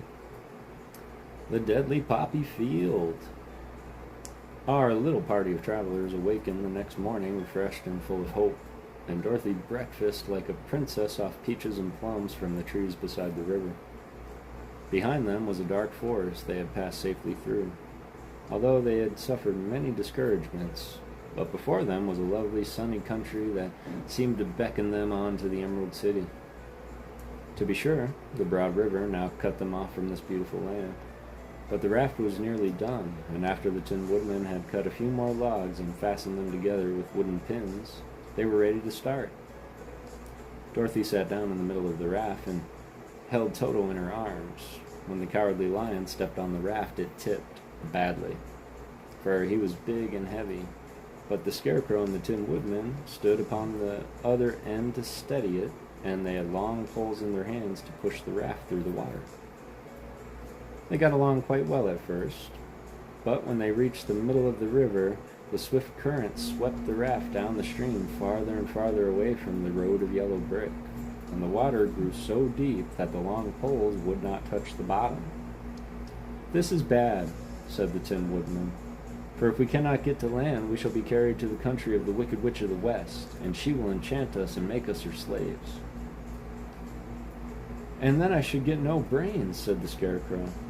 "And I could get no courage," said the Cowardly Lion. "And I should get no heart," said the Tin Woodman. "And I should never get back to Kansas," said Dorothy. "We must certainly get to the Emerald City if we can," the Scarecrow continued, and he pushed so hard on his long pole that it stuck fast in the mud at the bottom of the river. Then, before he could pull it up and out again, or let go, the raft was swept away, and the poor Scarecrow left clinging to the pole in the middle of the river. "Goodbye," he called after them. And they were very sorry to leave him indeed. The Tin Woodman began to cry, but fortunately remembered that he might rust. So he dried his tears on Dorothy's apron. Of course this is a bad thing for the Scarecrow. "I am now worse off than when I met Dorothy," he thought. "Then I was stuck on a pole in a cornfield, where I could make believe scare the crows. At any rate, but surely there's no use for a Scarecrow stuck on a pole in the middle of the river. I'm afraid I shall never have any brains after all." Down the stream the raft floated, and the poor Scarecrow was left far behind. Then the Lion said, "Something must be done to save us. I think I can swim to shore and pull the raft after me. If you will only hold fast to the tip of my tail." So he sprang into the water, and the Tin Woodman caught fast hold of his tail, and the Lion began to swim with all his might towards the shore. It was hard work, although he was so big, but by then they were drawn out of the current, and then Dorothy took the Tin Woodman's long pole and helped push the raft to the land. They were all tired out when they reached the shore at last and stepped off upon the pretty green grass. And they also knew that the stream had carried them a long way past the road of yellow brick, which led to the Emerald City. "What shall we do now?" asked the Tin Woodman, as the Lion lay down on the grass to let the sun dry him. "We must get back to the road in some way," said Dorothy. "The best plan will be to walk along the riverbank until we come to the road again," remarked the Lion. So when they were rested, Dorothy picked up her basket, and they started along the grassy bank to the road from which the river had carried them. It was a lovely country with plenty of flowers and fruit trees and sunshine to cheer them up, and had they not felt sorry for the poor Scarecrow, they could have been very happy. They walked along as fast as they could, Dorothy only stopping once to pick a beautiful flower, and after a time the Tin Woodman cried out, "Look!" Then they all looked at the river, and they saw the Scarecrow perched upon his pole in the middle of the water, looking very lonely and sad. "What can we do to save him?" asked Dorothy. The Lion and the Woodsman both shook their heads, for they did not know. So they sat down upon the bank and gazed wistfully at the Scarecrow until a stork flew by, who, upon seeing them, stopped to rest on the water's edge. "Who are you, and where are you going?" asked the stork. "I'm Dorothy," asked the girl, "and these are my friends, the Tin Woodman and the Cowardly Lion, and we're going to the Emerald City." "This isn't the road," said the stork, as she twisted her long neck to look sharply at the queer party. "I know it," returned Dorothy, "but we lost the Scarecrow, and we're wondering how we shall get him again." "Where is he?" asked the stork. "Over there in the river," answered the little girl. If he wasn't so big and heavy, I would get him for you, remarked the stork. He isn't heavy a bit, said Dorothy eagerly, for he's stuffed with straw, and if you will bring him back to us, we shall thank you ever so much. Well, I'll try, said the stork, but if he's too heavy to carry, I shall have to drop him in the river again. So the big bird flew into the air and over to the water until she came to where the scarecrow was perched upon his pole. Then the stork, with her great claws, grabbed the scarecrow by the arm and carried him up into the air and back to the bank, where Dorothy and the lion and the woodsman and Toto were sitting. When the scarecrow found himself among his friends again, he was so happy that he hugged them all, even the lion and Toto, as they all walked along and sang, "To-dee-dee-dee-do-dee-do." That's what he says. At every step, he felt so gay. I was so afraid I should have to stay in that river forever, he said, but the kind stork saved me, and if I ever get any brains, I shall find the stork again and do her some kindness in return. That is all right, said the stork, who was flying along beside them. I always like to help anyone in trouble, but I must go for now, for my babies are waiting in the nest for me. I hope you shall find the Emerald City, and that Oz will help you. Thank you, replied Dorothy. And then the stork flew into the air and was soon out of sight. They walked along listening to the singing of the brightly colored birds and looking at the lovely flowers, which now became so thick that the ground was carpeted with them. There was big yellow and white and blue and purple blossoms beside great clusters of scarlet poppies, which were so brilliant in color they almost dazzled Dorothy's eyes. Aren't they beautiful? The girl asked as she breathed in the spicy scent of the bright flowers. I suppose so, answered the scarecrow. When I have brains, I shall probably like them better. If I had only had a heart, I should love them, added the Tin Woodman. I always did like flowers, said the lion. They have seemed so helpless and frail, but there are none in the forest so bright as these. They now came upon more and more of the big scarlet poppies and fewer of the other flowers, and soon they found themselves in the midst of a great meadow of poppies. Now it is well known that when there are many of these flowers together, their odor is so powerful that anyone who breathes it falls asleep. And if the sleeper is not carried away from the scent of the flowers, he sleeps on and on forever. But Dorothy did not know this, nor could she get away from the bright red flowers that were everywhere about. So presently her eyes grew heavy, and she felt she must sit down and rest to sleep. But the Tin Woodman would not let her do this. We must hurry and get back to the road of yellow brick before dark, he said. The scarecrow agreed with him, so they kept walking until Dorothy could stand no longer. Her eyes closed in spite of herself, and she forgot where she was, and fell among the poppies fast asleep. What shall we do? asked the Tin Woodman.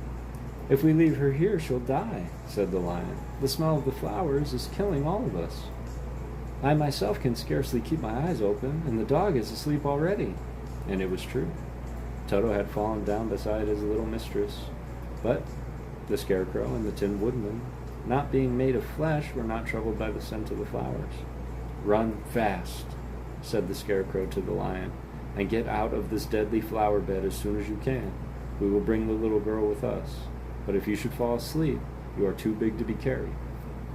So the lion aroused himself and bounded forward as fast as he could go. In a moment he was out of sight. Let us make a chair with our hands and carry her, said the scarecrow. So they picked up Toto and put the dog in Dorothy's lap, and they made a chair with their hands for the seat and their arms for the arms, and carried the sleeping girl between them through the flowers. On and on they walked, and it seemed that the great carpet of deadly flowers that surrounded them would never end. They followed the bed of the river, and at last came upon their friend the lion laying fast asleep among the poppies. The flowers had been too strong for the huge beast, and he had given up at last, and fallen only a short distance from the end of the poppy bed, where the sweet grass spread in beautiful green fields before them.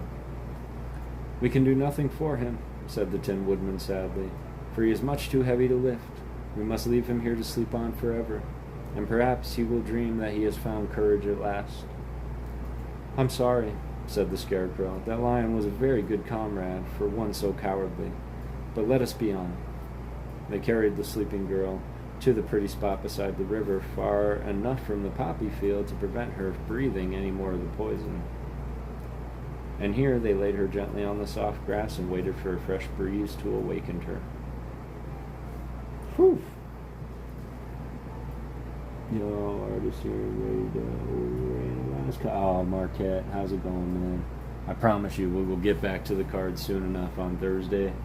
Mondays, it is a soul reading night. We do read old stories and just relax at the end of Monday. So I'm super sorry to disappoint. I did, however, get some beautiful cards in the mail today, and I'm looking forward to dissecting those on Thursday, as well as thinking of our next box opening too. So I appreciate you showing up, Marquette. Meeks, what's going on, fam? It's good to see you. Let's go indeed. 6 of y'all still chilling in here listening to the read. I know a few of you are getting on to bed, so nice Alice Wonderland reading. Yep, we did the Alice in Wonderland. We're now into The Wizard of Oz is what we're reading now. And I agree, I really enjoyed reading Alice in Wonderland. That was fun. So, ooh, chapter 9. Let's see.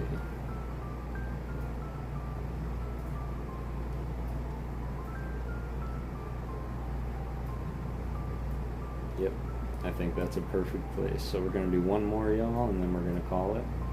And we're going to do the Queen of the Field Mice, because our next chapter is going to be at the Great Gates of Emerald City.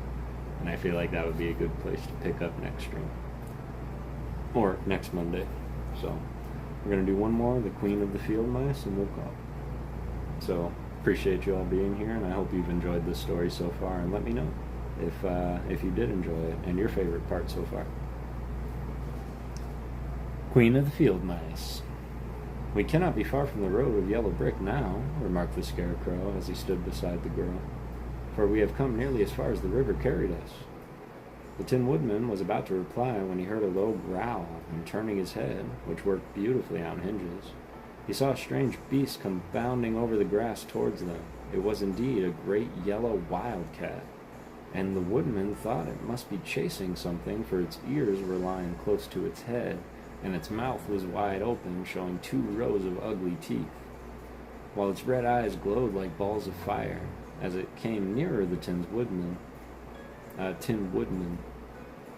saw that running before the beast was a little gray field mouse, and although he had no heart, he knew it was wrong for the wildcat to try to kill such a pretty harmless creature. So the woodsman raised his axe, and as the wildcat ran by, he gave it a quick blow that cut the beast's head clean off from its body and rolled over at its feet in 2 pieces. The field mouse, now that it was freed from its enemy, stopped short, and completely slowing up to the woodman, it said in a squeaky little voice, "Oh, thank you ever so much for saving my life." "Don't speak of it, I beg you," replied the Tin Woodman. "I have no heart, you know, so I am careful to help all those who may need a friend, even if it happens to be only a mouse." "Only a mouse?" cried the little animal indignantly. "Why, I am queen, the queen of all the field mice." "Oh, indeed," said the woodman, taking a bow. "Therefore you have done a great deed as well as a brave one in saving my life," added the queen.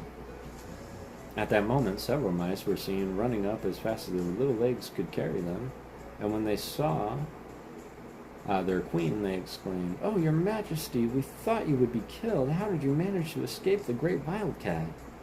They all bowed so low to the little queen that they almost stood upon their heads.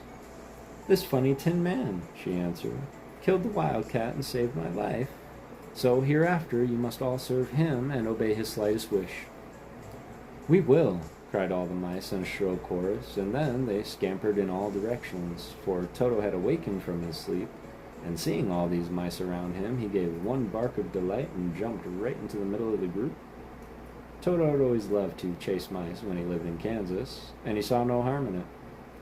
But the Tin Woodman caught the dog in his arms and held him tight, while he called to the mice, come back, Toto shall not hurt you." At this, the queen of mice stuck her head out from underneath a clump of grass and asked in a timid voice, "Are you sure he will not bite us?" "I will not let him," said the Tin Woodman, "so do not be afraid." One by one, the mice came creeping back, and Toto did not bark again. Although he tried to get out of the woodman's arms, he would have bitten him had he not known very well that he was made of tin. Finally, one of the biggest mice spoke. "Is there anything we can do," it asked, "to repay you for saving the life of our queen?" "Nothing that I know of," answered the woodman, but the scarecrow, who had been trying to think but could not because his head was stuffed with straw, said quickly, "Oh, yes! You can save our friend the Cowardly Lion who is asleep in the poppy bed." "A lion?" cried the little queen. Why, he would eat us all up." "Oh, no," declared the scarecrow. "This lion is a coward." "Really?" asked the mouse. "He says so himself," answered the scarecrow, "and he would never hurt anyone who is our friend. If you will help us to save him, I promise that he shall treat you with kindness." "Very well," said the queen. "We trust you, but what shall we do?" Are there many of these mice which you call queen, and are they willing to obey you?" "Oh, yes, there are thousands," she replied. "Then send for them all to come here as soon as possible, and let each one bring a long piece of string." The queen turned to the mice that attended her and told them to go at once and get all of her people. As soon as they heard her orders, they ran away in every direction as fast as possible. "Now," said the scarecrow to the Tin Woodman, "you must go to those trees by the riverside and make a little truck that will carry the lion." So the woodman went at once to the trees and began to work. And he soon made a truck out of the limbs of a tree, from which he chopped away all the leaves and branches. He fastened it together with wooden pegs and made the four wheels out of short pieces of the big tree trunk. So fast and so well did he work that by the time the mice began to arrive, the truck was all ready for them. They came from all directions, and there were thousands of them, big mice and little mice and middle-sized mice, and each one brought a piece of string in its mouth. It was about this time that Dorothy woke from her long sleep and opened her eyes. She was greatly astonished to find herself lying upon the grass with thousands of mice standing around and looking at her timidly. But the scarecrow told her about everything, and turning to the dignified little mouse, he said, "Permit me to introduce Her Majesty the Queen." Dorothy nodded gravely, and the queen made a curtsy, after which she became quite friendly with the little girl. The scarecrow and the woodman now began to fasten the mice to the truck using the strings they had brought. One end of the string was tied around the neck of each mouse, and the other end was tied to the truck. Of course, the truck was 1,000 times bigger than any of the mice who were to draw it, but when all the mice had been harnessed, they were able to pull it quite easily. Even the scarecrow and the Tin Woodman could sit on it, and were drawn swiftly by their queer little horses, to the place where the lion lay asleep. After a great deal of hard work, for the lion was heavy, they managed to get him upon the truck. Then the queen hurriedly gave her people the order to start, for she feared if the mice stayed among the poppies too long, they would also fall asleep. At first the little creatures, many though they were, could hardly stir the heavily loaded truck. But the woodman and the scarecrow both pushed from behind, and they got along better. Soon they rode the lion out of the poppy bed to the green fields, where he could breathe in sweet fresh air again, instead of the poisonous scent of the flowers. Dorothy came to meet them, and thanked the little mice warmly for saving her companion from death. She had grown so fond of the big lion that she was glad he had been rescued. Then the mice were unharnessed from the truck and scampered away through the grass to their homes. The queen of the mice was last to leave. "If ever you need us again," she said, "come out into the field and call, and we shall hear you and come to your assistance. Goodbye." "Goodbye," they all answered, and away the queen ran, while Dorothy held Toto tightly lest he should run after her and frighten her. After this, they sat down beside the lion until they should awaken, and the scarecrow brought Dorothy some fruit from under a nearby tree, which she ate for her dinner. Ooh.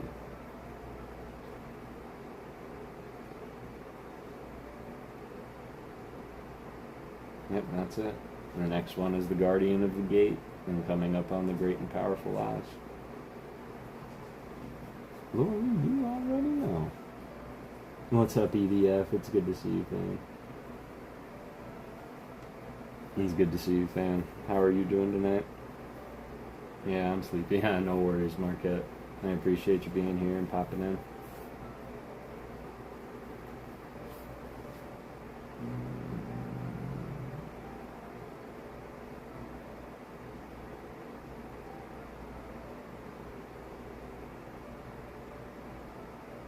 Yep. Exciting. Can't wait to get into Oz, but I have a feeling I'm going to be saying the word green a whole lot. So, and I think I'm okay with that.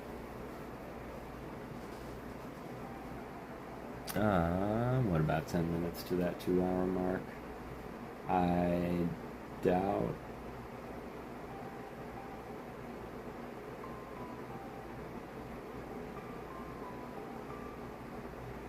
Yeah, I don't think I'll be able to get through it in that 10 minutes, so.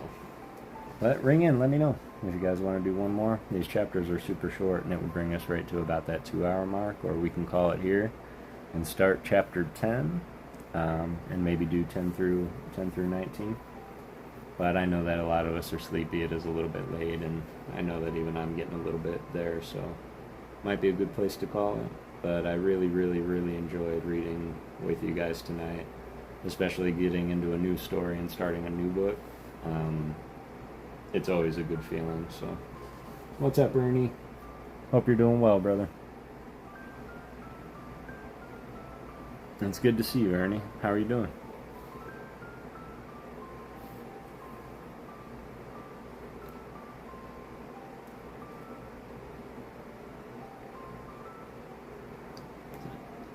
(10:21) on the East Coast here.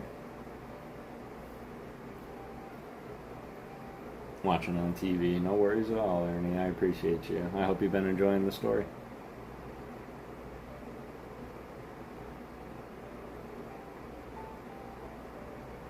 All is good. I'm glad to hear it, Ernie. It's good to see you, brother. Staying nice and cool. It didn't get too hot today, which was kind of nice. I definitely prefer it not be so hot, so. But absolutely appreciate you all. We just got through the first 9 chapters of The Wizard of Oz, Ernie. So we are going to go ahead and call it there, right at about that 2-hour markish.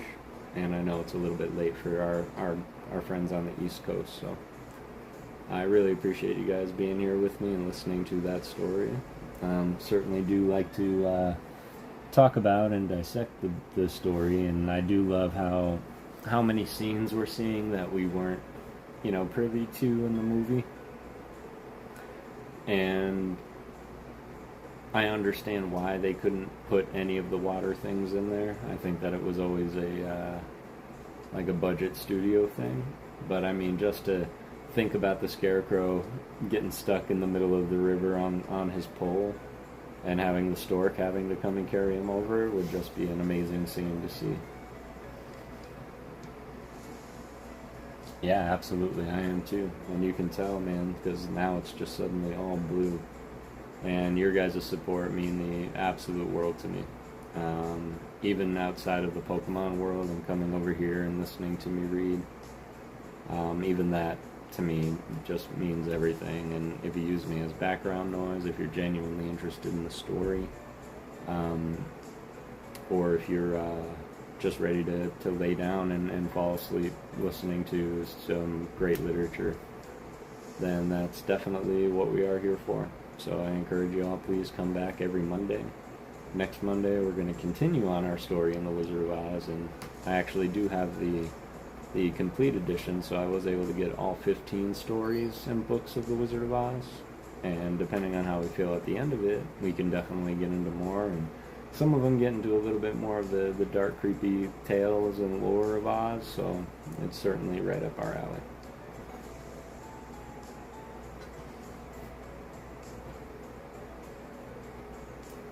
But I reckon, I'm not sure if there's anybody on right now, Monday night so late. Is there anybody streaming right now, or are we all going to go raid our pillows? Dark and creepy. Mm-hmm.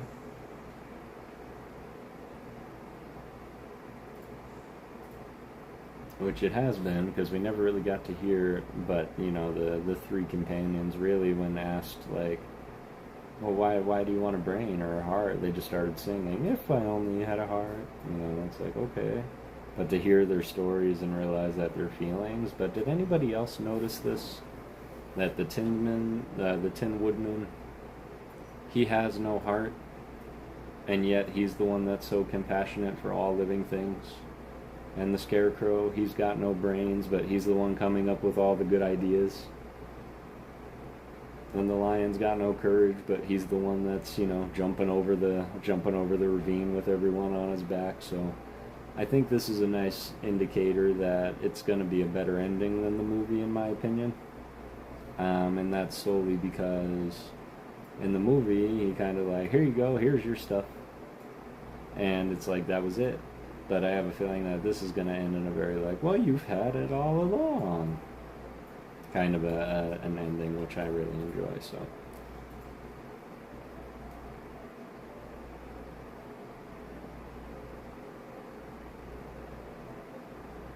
let's see.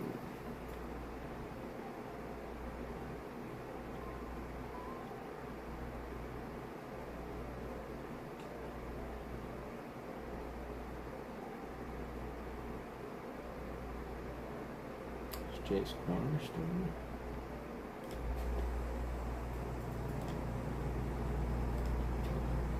We're just getting wrapped up, y'all, but thank you all so much for sitting with me and reading for the night on Monday and relaxing a little bit, doing the unwind.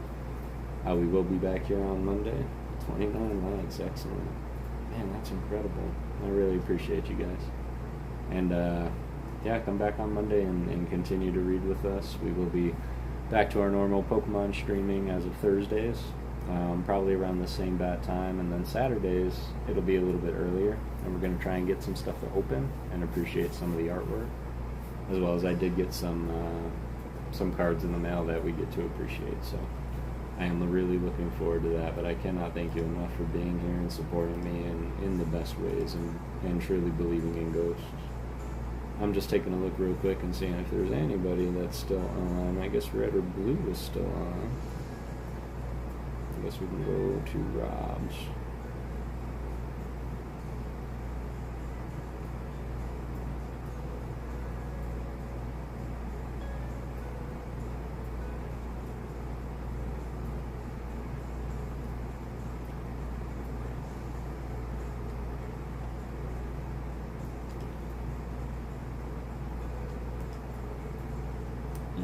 I think that's what we'll go and do, since it was the first one that I saw. And Rob's is always a good time. I don't know how much longer he's going to be going, or if he's still doing anything, but he's got quite the crowd over there.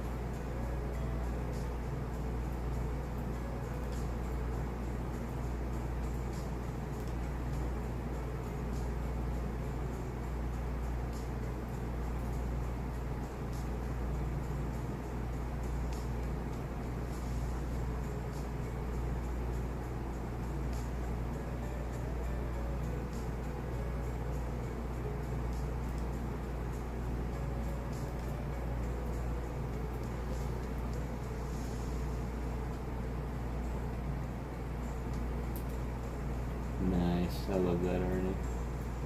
Mr. Zards.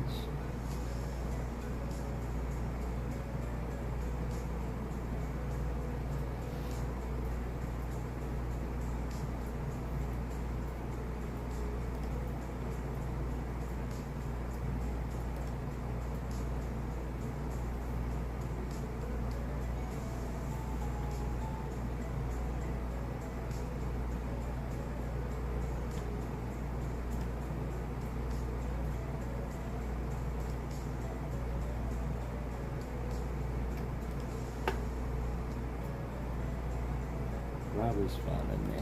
I think Rob's is the one that I have here. Plus he's ripping open some black and white. Monkey is a fun stream.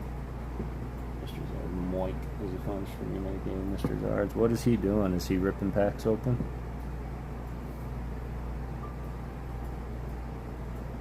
If you have his link, Laura, you can drop it for Mr. Zards. Frankly, I'm not going to be around long in the raid, y'all. I'm fading fast, and I need to get some sleep. Go to sleep a bit. No worries at all, Alien. I'm sorry I put you to sleep. We're just wrapping up, though. We made it through Chapter 9, so we're going to start Chapter 10 next Monday, where we meet the Gatekeeper. And, yeah, really looking forward to it. And we're just grabbing a link right now. Seems we want to go and see Mr. Zards, although I won't be able to hang out long in the raid at all. We can go and see Mr. Zards and show some support there. And then I'm going to raid some dinner and a pillow. But I do appreciate you guys being here. And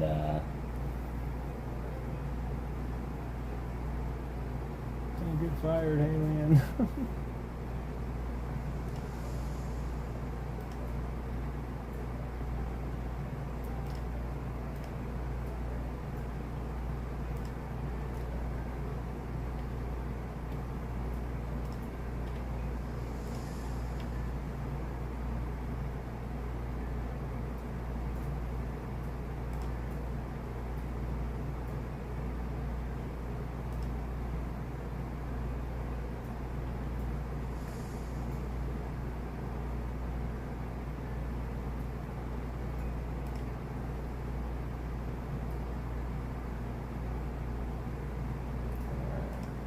Trouble finding Mr. Zards.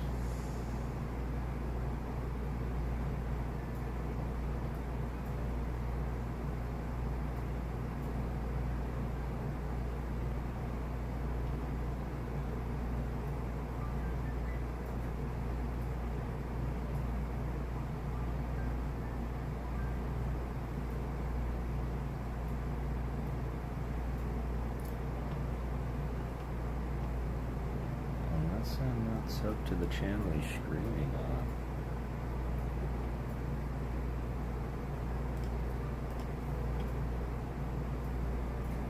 It's frozen on your end? Okay. Alright. What's up, brother? ALB, how are you doing tonight, fam? I hope you're doing well. We're actually just wrapping up, and we were gonna go and see Mr. Zards, but it seems that he's having some frozen difficulties on his side.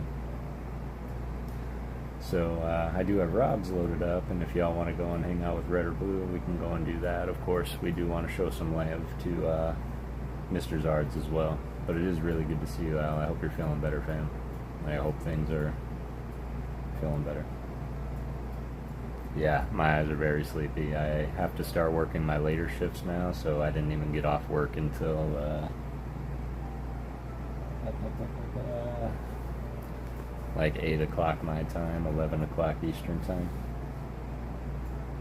Pain never helps. Yeah, I can only imagine, man. I'm glad they give you something for the pain. Just don't do what I did and like injure yourself while you can't feel it, because that happens a lot.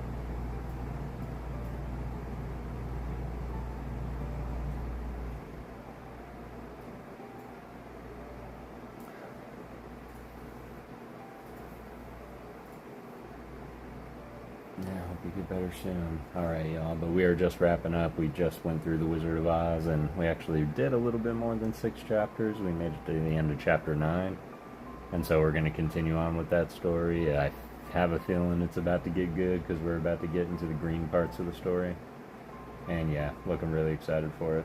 But yeah, I hope you have a great night as well, Al. I appreciate you popping in for a second, brother. And everybody, let's go ahead and let's go pop into Rob's stream and say hey. Just PokeGhost re-raid and say hi for a minute. Unless that's Mike Zard's lore. We could do that too.